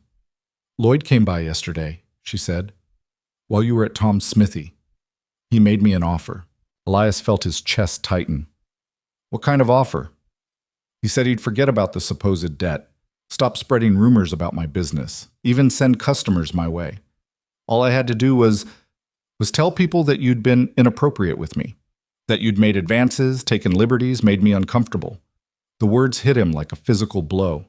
And what did you say? I told him to get out of my laundry before I threw him out. Martha's voice was fierce now, angry. But Elias, this is what I mean about the game being rigged. Lloyd can't beat you straight on, so he's trying to destroy your reputation by attacking your character. And in this town, that kind of accusation against a woman, it doesn't matter if it's true or not. The stain stays. He wants to turn people against me by making them think I'm a threat to you. More than that, he wants to isolate you, make it so people won't work with you, won't trust you, won't defend you when he comes after you again. Martha moved closer, her expression urgent. You need to be careful. Maybe we shouldn't be seen together so much, just until this blows over. No. The word came out harder than he intended. No. I'm not going to let Lloyd dictate who I can be friends with. That's exactly what he wants, to make me shrink away, to prove that I don't belong here. But if people start talking, let them talk. Anyone who knows us will know the truth. Anyone who doesn't know us will believe whatever they want, regardless of what we do. Elias wheeled closer to her. Martha, I'm not going to abandon our friendship because Lloyd Hutchins is a vindictive coward, and I hope you won't either. She studied his face for a long moment, and he could see her working through it. The risk, the potential damage, the question of whether their friendship was worth the trouble it might cause. Then her expression softened into something resolute. I won't, she said quietly. I'm tired of letting men like Lloyd control my life through fear and threats. I'm tired of being careful and small and invisible. She took a breath. So no, I won't stop being your friend, and I won't apologize for it to anyone. They stood there in the morning light filtering through the laundry windows, and Elias felt something settle into place between them, an understanding, a commitment, a line drawn in the mud that spring was making of everything. But Lloyd wasn't finished. 2 days later, Elias was working at Tom's smithy when Daniel burst in, breathing hard. Elias, you need to come quick. There's trouble at Martha's laundry. They found a crowd gathered in the street outside the laundry building, and through the cluster of people, Elias could see smoke rising from somewhere behind the structure. He wheeled forward as fast as his arms could move, people parting reluctantly to let him through. The laundry's back porch, the one he'd built the ramp for months ago, was engulfed in flames. Martha stood in her yard with a bucket, throwing water at the fire with desperate determination, but it was clear the blaze was beyond what one person with a bucket could manage. Martha! Elias wheeled toward her, but Tom grabbed the back of his chair. Fire brigade's coming. Let them handle it. That'll take too long. The whole building could go up. Elias could see the flames reaching toward the main structure, could see how close they were to catching on the dry wood of the laundry walls. We need to contain it now. He wheeled to the water pump in Martha's yard, positioned himself at the handle, and began pumping with all his strength. His shoulders screamed in protest, but he kept going, filling bucket after bucket that people in the crowd, shamed into action by his efforts, began passing forward to throw on the flames. More people joined in, forming a chain from the pump to the fire. Tom took over the pumping when Elias's arms finally gave out, and Elias wheeled as close to the fire as he dared, directing people where to throw the water for maximum effect. The smoke was thick and acrid, burning his eyes and throat, but he kept shouting instructions, kept coordinating the effort. By the time the fire brigade arrived with their hand pump wagon, the blaze was mostly contained, though the porch was destroyed and the back wall of the laundry was badly scorched. The brigade finished the job, soaking everything thoroughly to prevent rekindling, and then their captain, a gruff man named Sullivan, began examining the scene. How'd this start? He asked Martha. I don't know. I was working inside when I smelled smoke. Came out and found the porch on fire. Sullivan bent down near what was left of the porch steps, examining something. When he stood, he was holding a broken glass bottle with a piece of cloth still stuffed in the neck. This didn't start by accident, he said grimly. This was arson. The word sent a ripple through the crowd that had stayed to watch. Martha's face went pale. Who would do this? She asked, though Elias could see in her eyes that she already knew the answer. That's what Sheriff Morrison will need to determine. Sullivan looked at the bottle again. But whoever did it, they meant to burn your whole building down. Only reason they didn't succeed is this porch was mostly wet from yesterday's rain, slowed the fire down enough for people to stop it. The sheriff arrived and took statements, examined the evidence, made notes in his book. But Elias could see the calculation in his eyes, the unwillingness to jump to conclusions, the careful neutrality that came from not wanting to accuse prominent citizens without ironclad proof. Could have been anyone, the sheriff said finally. Drifters, troublemakers, someone with a grudge. I'll investigate, Mrs. Hale, but without witnesses, it's hard to say what happened here. It was Lloyd Hutchins, Elias said clearly, or someone acting on his behalf. The crowd went silent. The sheriff turned to look at him with an expression that suggested he'd been expecting this. That's a serious accusation, Mr. Crow. You got proof? Lloyd threatened Martha 2 days ago, tried to coerce her into lying about me. When she refused, he said she'd regret it. Now her laundry's been set on fire. That's not coincidence. That's not proof either. Lloyd Hutchins has an alibi. He was in his store all evening with witnesses. Then he paid someone to do it. Carson, probably. Adelaide Pritchard's ranch hand. He threatened me last week, said the town had ways of correcting mistakes. Carson was at the ranch last night. Mrs. Pritchard confirmed it. The sheriff closed his notebook with a snap. Look, I understand you're upset. But accusations without evidence don't help anyone. I'll investigate properly, talk to people, see what I can find. But you need to let the law handle this. The sheriff left, and slowly the crowd dispersed, leaving Elias and Martha standing in the yard with Tom and a few others. The destruction of the porch looked even worse now that the smoke had cleared. Charred wood, twisted metal, Elias's carefully built ramp reduced to ash and nails. This is because of me, Elias said quietly. Because Lloyd can't get at me directly, so he's going after you. This is because of Lloyd, Martha corrected, her voice hard. Because he's a petty, vicious man who can't stand being challenged. Don't you dare take responsibility for his actions. But if we hadn't stood up to him, then he would have taken everything I had through lies and threats, and I'd be working in some other town, starting over with nothing. Martha looked at the burned porch, then back at Elias. I'd rather fight and lose than surrender without trying. You taught me that. Tom cleared his throat. What you need right now is repairs. I can get lumber from the mill. Daniel, round up some of the boys and see who's willing to help rebuild. We can have a new porch up by the end of the week if we work together. True to his word, Tom organized a work party. Over the next 4 days, 6 men showed up at various times to help rebuild Martha's porch. Some came because they respected her work ethic. Others came because they didn't like the idea of arson in their town. A few came simply because helping was the right thing to do. Elias worked alongside them all, designing a stronger porch than before, one with better fire resistance and structural integrity. He couldn't do the heavy lifting, couldn't climb ladders or work on the roof, but he could design, measure, cut precise angles, and direct the construction. His limitations didn't make him useless, they just meant he contributed differently. On the 3rd day of construction, Adelaide Pritchard rode by on her horse and stopped to watch. She sat there for a long moment, taking in the scene of men working together, of Elias directing the placement of support beams from his chair, of Martha moving among the workers with water and encouragement. This town's going soft, she said loudly enough for everyone to hear. Wasting time rebuilding for someone too careless to prevent a fire in the first place. Martha set down the water bucket and walked over to Adelaide's horse. If you have something to say to me, say it directly. I'm saying you should be more careful about the company you keep. That cripple you've attached yourself to is bringing trouble. First Lloyd's business gets attacked, now this. Where there's smoke, there's usually fire. The only smoke I see is from the arson someone committed against my property, Martha said evenly. And the only trouble I see is from people who think they can intimidate others into submission. Adelaide's eyes narrowed. You think you're clever standing up to Lloyd, making friends with the town cripple, but you're just making yourself a target.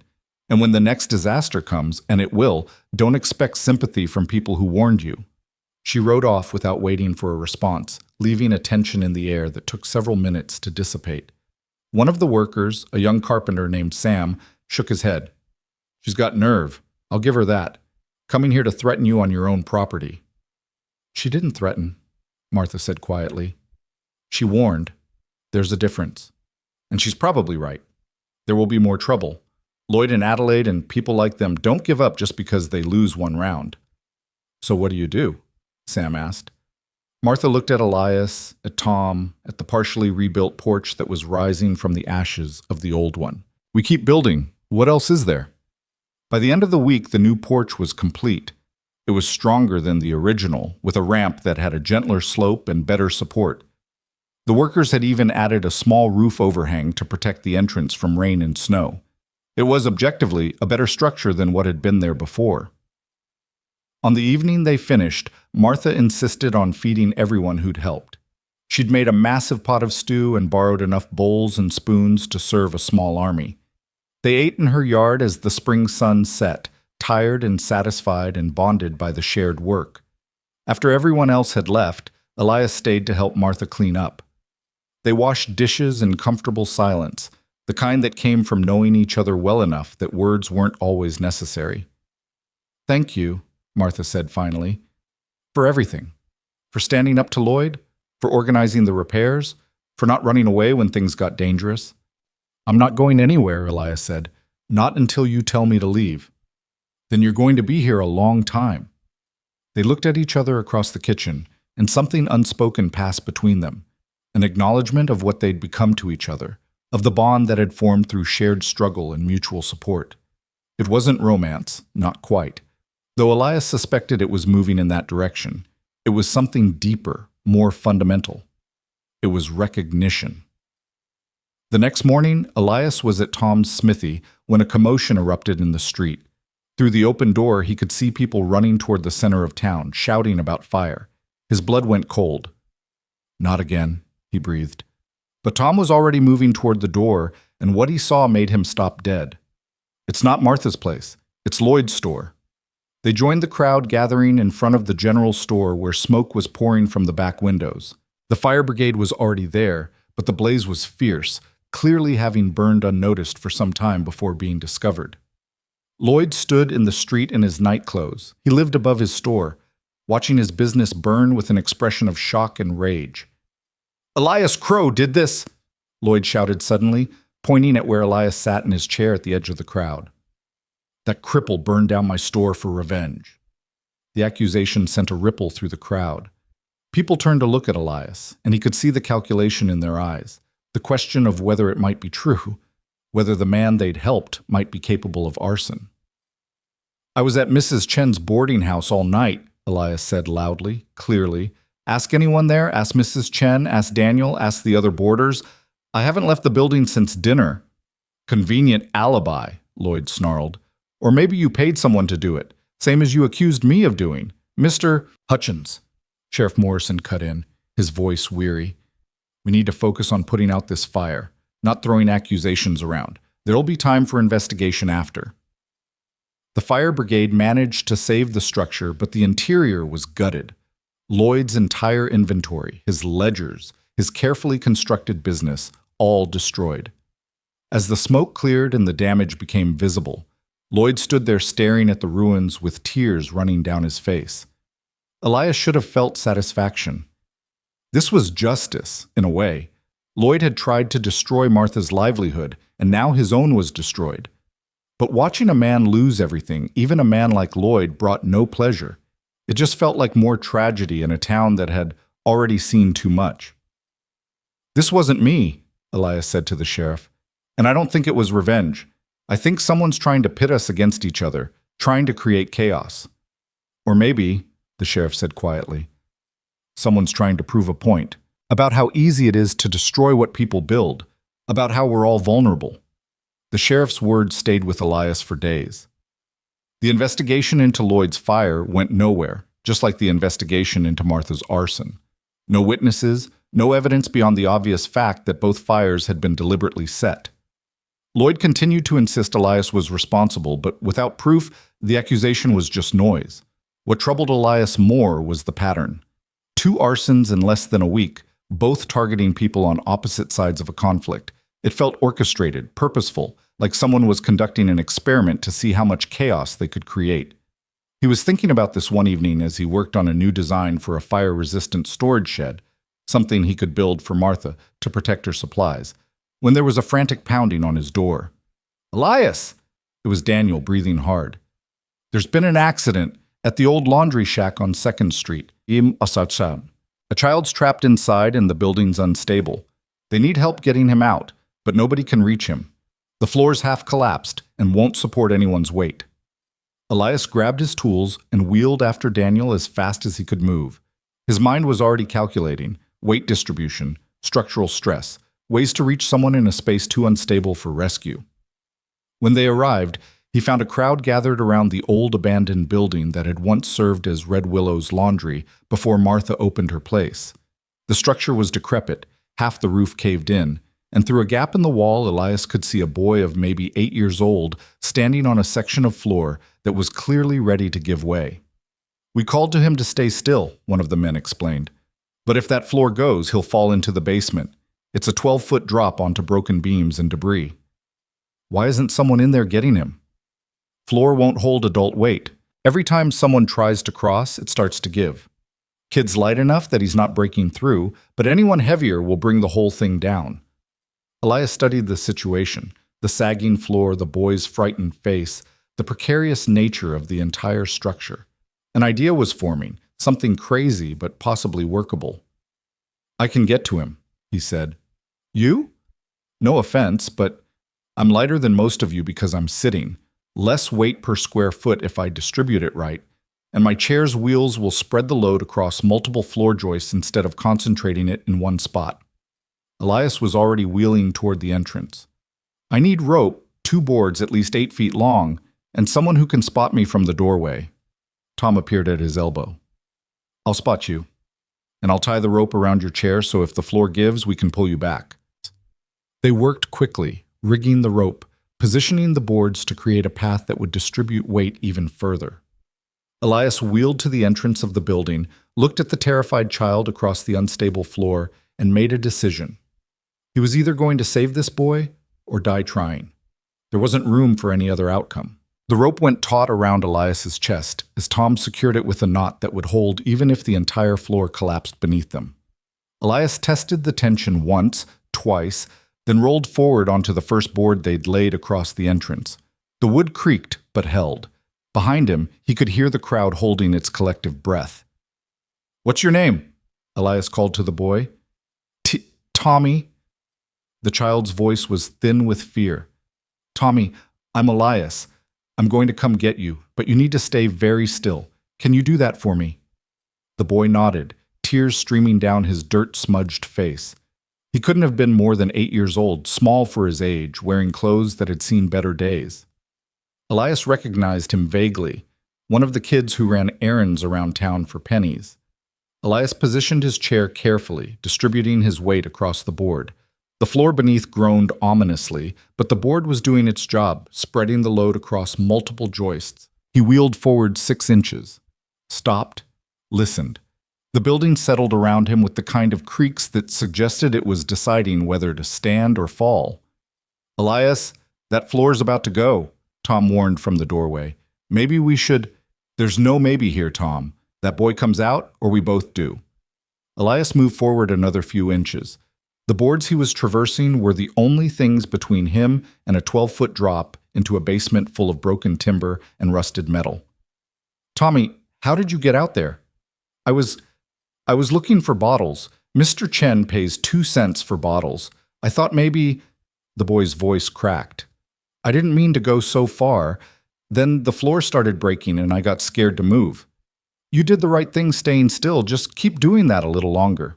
Elias was halfway across now. He could see the section where Tommy stood more clearly, a small island of intact floor surrounded by gaps and holes where the boards had rotted through or fallen into the basement below.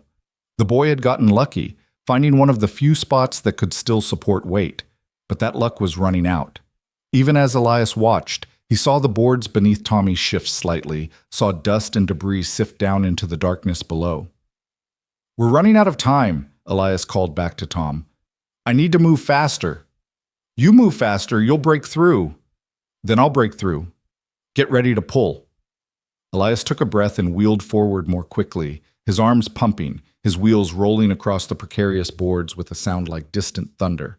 The floor screamed in protest, boards snapping somewhere to his left, but he kept moving, kept his momentum going, because stopping now would mean his weight settled in one place long enough to break through. He reached Tommy's island just as the section behind him gave way with a crash that sent splinters and dust exploding upward. The rope around his chest jerked tight as Tom and several other men grabbed it from the doorway, but Elias was already reaching for the boy. "Climb on," he ordered. "Behind me, arms around my neck. Quick!" Tommy didn't hesitate. The child scrambled onto the back of Elias's chair, his small arms wrapping around Elias's neck with desperate strength. The additional weight made the floor beneath them groan and sag, and Elias could feel the boards starting to give. "Hold on tight and don't let go no matter what happens," Elias said. Then he shouted to Tom, "Pull! Now!" The rope went taut again, and Tom and the others began hauling them backward. But the floor was collapsing faster now, boards giving way in a cascade of destruction that was spreading toward them like a wave. Elias could feel his wheels losing purchase as the surface beneath them disintegrated. Then the chair lurched sideways. One wheel had broken through a rotten board, and suddenly Elias was tilted at a 45-degree angle, Tommy's weight pulling them both toward the hole that was opening beneath them. The boy screamed and tightened his grip, nearly choking Elias. "Don't let go," Elias gasped. He could feel the chair sliding, could feel gravity winning its argument. The rope was the only thing holding them, and it was cutting into his ribs hard enough to make breathing difficult. "Tom, pull harder!" The rope jerked them backward violently.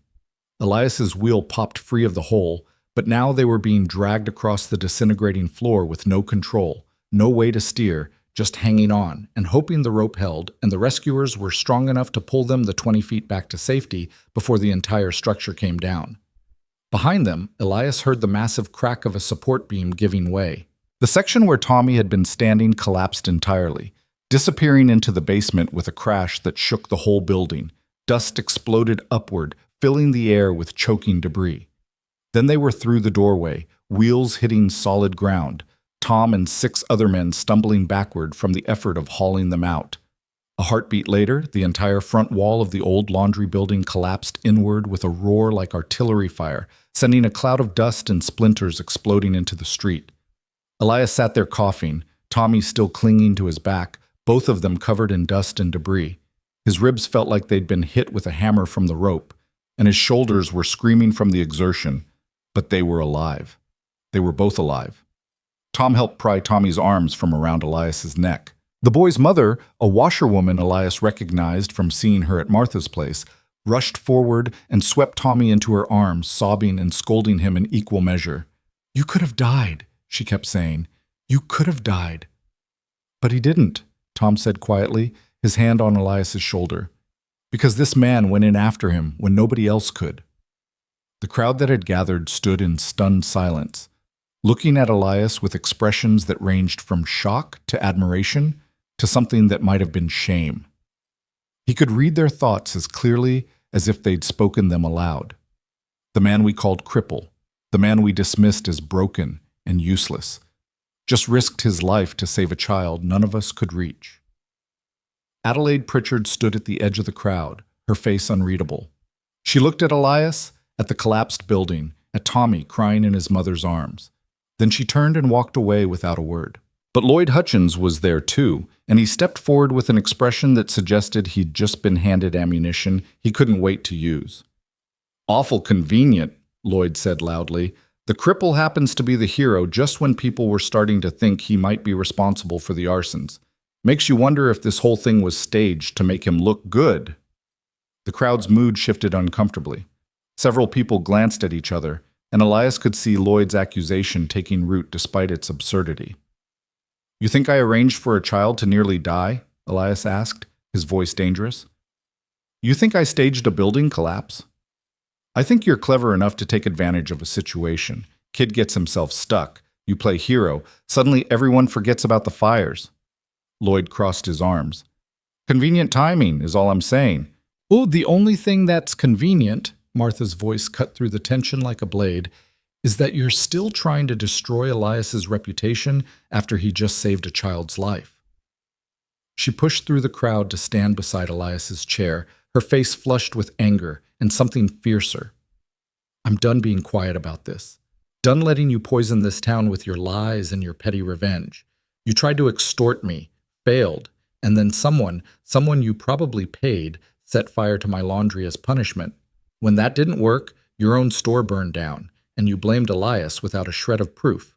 Now a child nearly dies, and you're using it as another excuse to attack a man who's shown more courage and integrity in 3 months than you've shown in your entire life. You watch your mouth. Or what? You'll try to burn me out again? You'll spread more rumors? You've already done your worst, Lloyd, and I'm still standing. We're both still standing, and we're not going anywhere. Lloyd's face had gone purple with rage, but before he could respond, Tommy's mother stepped forward, still holding her son. Mr. Crow saved my boy, she said firmly. I don't care about arsons or rumors or town politics. I care that my Tommy's alive because a good man risked his life, and I won't stand here and listen to anyone suggest otherwise. Neither will I, said Tom Birch. Nor I, added Machen, who'd pushed through the crowd. Same here, said the schoolteacher. One by one, people began speaking up. Not everyone, but enough. The carpenter who'd helped rebuild Martha's porch. The rancher whose irrigation pump Elias had fixed. Daniel from the boarding house. Even Dr. Kim, who rarely involved himself in town disputes, stepped forward to add his voice to the growing chorus of support. Lloyd looked around at the crowd turning against him and seemed to realize he'd overplayed his hand. He opened his mouth, closed it, then turned and stalked away, his shoulders rigid with impotent fury. The crowd began to disperse, people returning to their business now that the excitement was over. But several stopped to thank Elias directly, to shake his hand or pat his shoulder. Tommy's mother pressed $2 into his palm despite his protests. It's all I have, she said, and it's not enough for what you did, but please take it. Elias accepted it because refusing seemed like it would hurt her more than taking it. As the street cleared, he found himself alone with Martha and Tom, the three of them looking at the ruins of the old laundry building that had nearly become his grave. That was the stupidest, bravest thing I've ever seen, Tom said finally. Probably just stupid, Elias said. His ribs were aching fiercely now, and he could feel bruises forming where the rope had cut into his flesh. But I couldn't just let him die. Martha knelt beside his chair, her hands finding his. You could have died. But I didn't. You could have. Her voice was fierce. The floor could have given way. The rope could have broken. The whole building could have collapsed on top of you. You could have died, Elias, and I would have... She stopped abruptly, as if the words she was about to say were too big, too important to release into the open air without preparation. Elias turned his hand in hers, squeezing gently. I'm here. I'm alive. That's what matters. She looked at him for a long moment, her eyes bright with unshed tears and emotions he could only guess at. Then she stood abruptly, brushing dust from her skirt. Come back to the laundry, she said. You need those ribs looked at, and I'm not taking no for an answer. They made their way through the late afternoon streets, and Elias noticed something different in how people looked at him now. Not pity, not curiosity, not even just acceptance.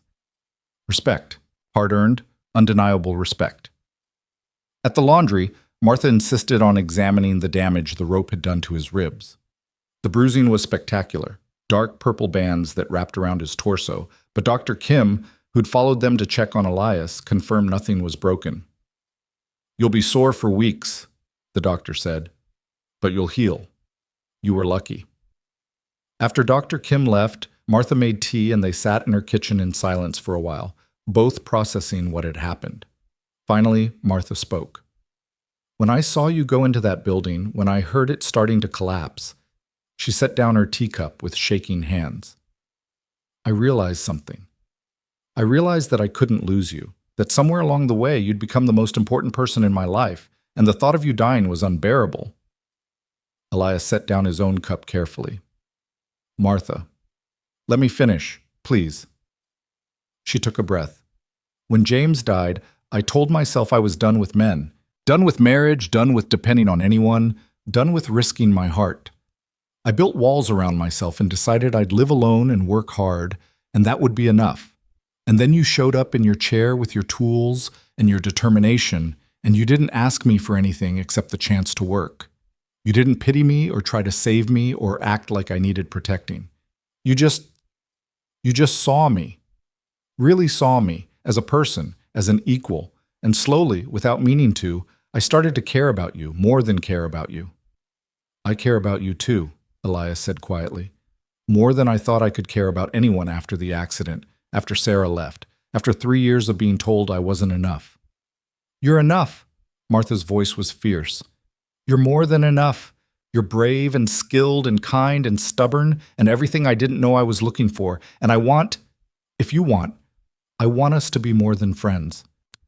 Elias felt something in his chest crack open, something that had been locked away since the mind collapse, since the moment he'd woken up in that hospital bed and realized his life would never be what he'd planned. He'd thought that part of him was dead, the part that could hope for love, for partnership, for a future with someone. But here was Martha offering him exactly that. Not despite his limitations, but including them. Not trying to fix him or change him, just accepting him as he was and asking if he wanted to build something together. Yes, he said. I want that too. She smiled then, a real smile that transformed her entire face, making her beautiful in a way that had nothing to do with conventional prettiness and everything to do with genuine joy. She reached across the table and took his hand, and they sat there in the quiet of her kitchen, two broken people who'd found a way to be whole together.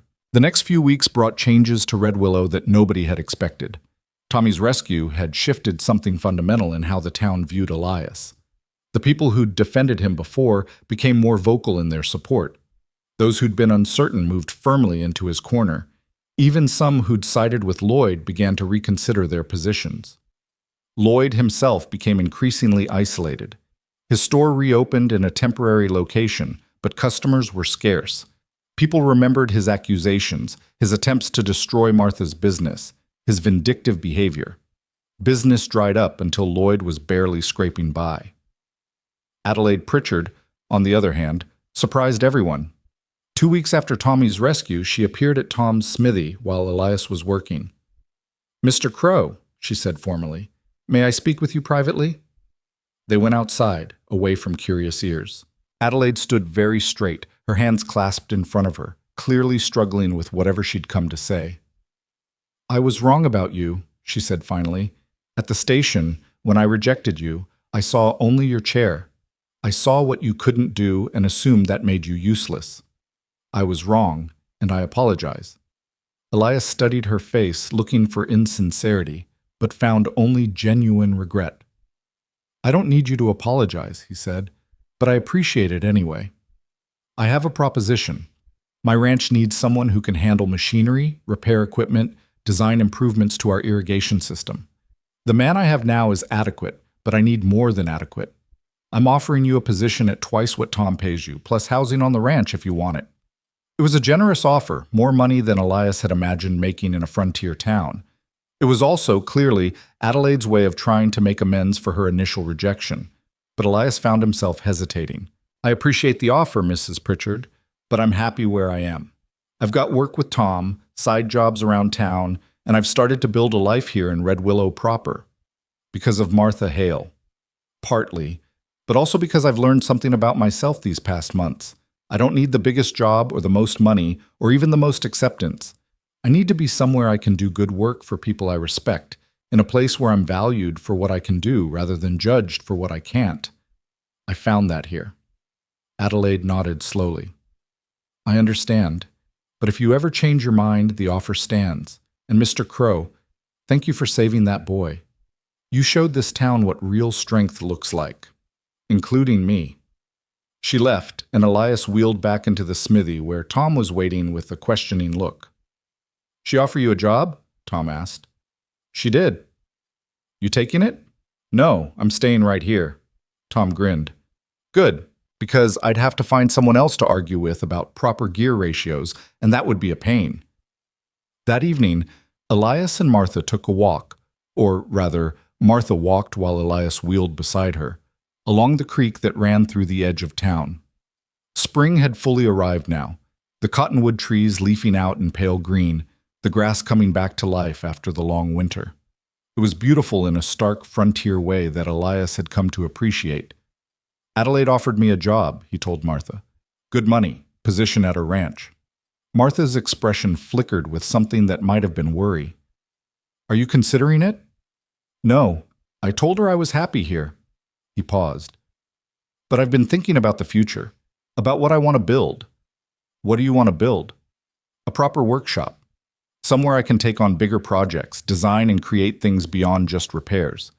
I've saved almost $60 now. It's not enough to buy land and build a structure, but it's a start. He glanced at her. I was thinking maybe somewhere near your laundry, if you didn't mind the noise. Martha stopped walking and turned to face him. Elias Crow, are you asking if you can build a workshop next to my property? I'm asking if you'd want me as a neighbor, long term. I'd want you as more than a neighbor. She knelt beside his chair so they were at eye level. I told you I cared about you, but I didn't say everything I meant. I love you, Elias. I love your stubborn determination and your clever mind and the way you refuse to let this town or anyone in it make you feel less than whole. I love that you see me as an equal and a partner. I love that you're willing to fight for me, but you don't think I need saving. I love you. And if you're planning to build a workshop near my laundry, I'd rather you just build it as part of my property. Our property. Elias felt his throat tighten with emotion. Martha, are you asking me to marry you? I'm asking you to build a life with me. The details we can figure out, but yes, eventually, I want to marry you. If you'll have me. If I'll have you, Elias laughed, a sound of pure joy. Martha, you're the best thing that's happened to me in 3 years, maybe in my whole life. Yes, I'll marry you. Yes, I'll build my workshop on your property. Yes to all of it. She kissed him then, gentle and sweet and full of promise. When they pulled apart, both of them were smiling. People are going to talk, Martha said, about us getting married, about the mail-order husband who got rejected by one woman and ended up with another. Let them talk. We've given them plenty to talk about already. They made their plans over the following weeks. Elias would continue working with Tom while designing his workshop, which would be built onto the back of Martha's laundry property. They'd marry in June, a simple ceremony with just their friends present. No church wedding. Neither of them felt the need for formality or religious blessing, just a legal marriage and a commitment made in front of the people who mattered to them. The design for the workshop became Elias's evening project. He drew up plans for a structure that would be completely accessible, with wide doorways, smooth floors, and workbenches at the perfect height for someone in a chair. He showed the plans to Tom, who made suggestions. He showed them to Martha, who pointed out places where she could see their two businesses working together, her laundry providing steady income while his workshop grew. In May, they broke ground on the workshop. Tom and his crew did the heavy construction while Elias directed and handled the precision work. The building rose quickly, taking shape in a way that felt almost miraculous to Elias. His own space, designed by him for him, built on property he'd share with someone who loved him. Lloyd Hutchins left town in early June. His temporary store failed, his reputation was destroyed, and he'd run out of people willing to do business with him. He loaded his remaining possessions into a wagon and drove out of Red Willow without saying goodbye to anyone. Some people said good riddance. Others felt sorry for him despite everything. Elias felt mostly relief that the conflict was finally over. The workshop was completed 2 days before the wedding. Elias wheeled through the space, running his hands over the smooth workbenches, testing the accessibility of every corner and cabinet. It was perfect, not because it was fancy or expensive, but because it was exactly what he needed it to be. On a warm June morning, Elias and Martha stood beneath the cottonwood trees near the creek, where they'd had so many conversations. Tom Birch stood up as witness, along with Mei Chen and Daniel and a dozen other friends who'd gathered to celebrate. There was no priest or preacher, just the territorial judge who'd ridden in from Cheyenne to make it legal. Do you, Elias Crow, take Martha Hale to be your lawfully wedded wife? I do. And do you, Martha Hale, take Elias Crow to be your lawfully wedded husband? I do. Then by the power vested in me by the Wyoming Territory, I pronounce you husband and wife. They kissed while their friends cheered, and Elias felt something settle deep in his chest, a sense of rightness, of having finally found where he belonged, not despite his limitations, not in spite of his chair, but as himself, fully and completely accepted. The celebration afterward was simple: food, music from the school teacher's fiddle, dancing that Elias participated in by wheeling in patterns while Martha moved around him, laughing. Tommy and his mother came, bringing a loaf of bread they'd baked as a gift. Dr. Kim brought herbs for Martha's garden. Even Mrs. Chen smiled, which Daniel claimed was worth the price of admission alone. As the sun set and their friends began to drift away, Elias and Martha stood, or in his case sat, looking at the property they now shared, the laundry building where Martha would continue her work, the new workshop where Elias would build and create, the small house between them where they'd make their home. "This isn't how I imagined my life turning out," Martha said quietly. "When I was young and foolish and thought I knew what I wanted. Better or worse than you imagined?" "Better. So much better." She rested her hand on his shoulder. "You know what I realized? Adelaide did me a favor that day at the station." "How do you figure?" "She rejected you, which meant you had to stay in town and fight for your place here. Which meant we met. Which meant we got to know each other. Which meant we fell in love." Martha smiled. "If she'd accepted you, you'd be on her ranch right now, probably miserable, and I'd still be alone in my laundry, convinced I was meant to live my life solo. Sometimes rejection is just life pushing you towards something better." Elias thought about that. About the pain of that first rejection, about the anger and humiliation and determination it had sparked in him, about how that moment had set in motion everything that came after. Martha was right. Adelaide's rejection hadn't been the end of his story. It had been the beginning. "I should probably thank her," he said. "Let's not go that far." Martha laughed. "But maybe we can acknowledge that sometimes things work out the way they're supposed to, even when it doesn't feel like it at the time." That night, in the house they'd made their own, Elias lay beside his wife and thought about worth. For 3 years, he'd been measured by what he'd lost: his legs, his mobility, his original plans for life. People had looked at his chair and seen limitation, damage, incompleteness. They'd called him cripple and broken and half a man, and for a long time, he'd almost believed them. But Martha had taught him something essential. Worth wasn't about perfection or meeting someone else's standards. It was about what you built with what you had. It was about showing up and doing the work and refusing to let other people's judgments define you. It was about finding people who saw you clearly, all of you, including the broken parts, and choosing you anyway. He'd come to Red Willow rejected and alone, with nothing but a chair and some tools and a desperate hope that maybe this time would be different. And it had been different, but not because the town had welcomed him with open arms. It had been different because he'd decided to stand his ground, or sit his ground as it were, and prove himself on his own terms. The mail-order husband who'd been rejected as disabled had found something better than acceptance. He'd found purpose, partnership, and a place where he belonged, not in spite of his limitations, but as a complete person who just happened to navigate the world on wheels. In the morning, Elias woke to sunlight streaming through the window and Martha's voice calling him to breakfast. He transferred to his chair, wheeled into the kitchen, and kissed his wife good morning. Then he ate the eggs she'd made, drank the coffee she'd brewed, and planned his day. He had a workshop to organize, equipment to arrange, an irrigation pump project for the rancher, and a design to finish for the school teacher's new bookshelves.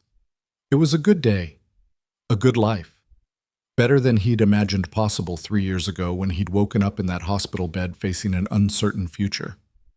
As he wheeled out to his workshop, Martha called after him. "Don't work too late. We're having dinner with Tom and Irene tonight." "I'll be there," he promised. And he would be. Because this was his life now. Not the life he'd originally planned, but the life he'd built from rejection and determination and the unexpected grace of finding someone who loved him exactly as he was.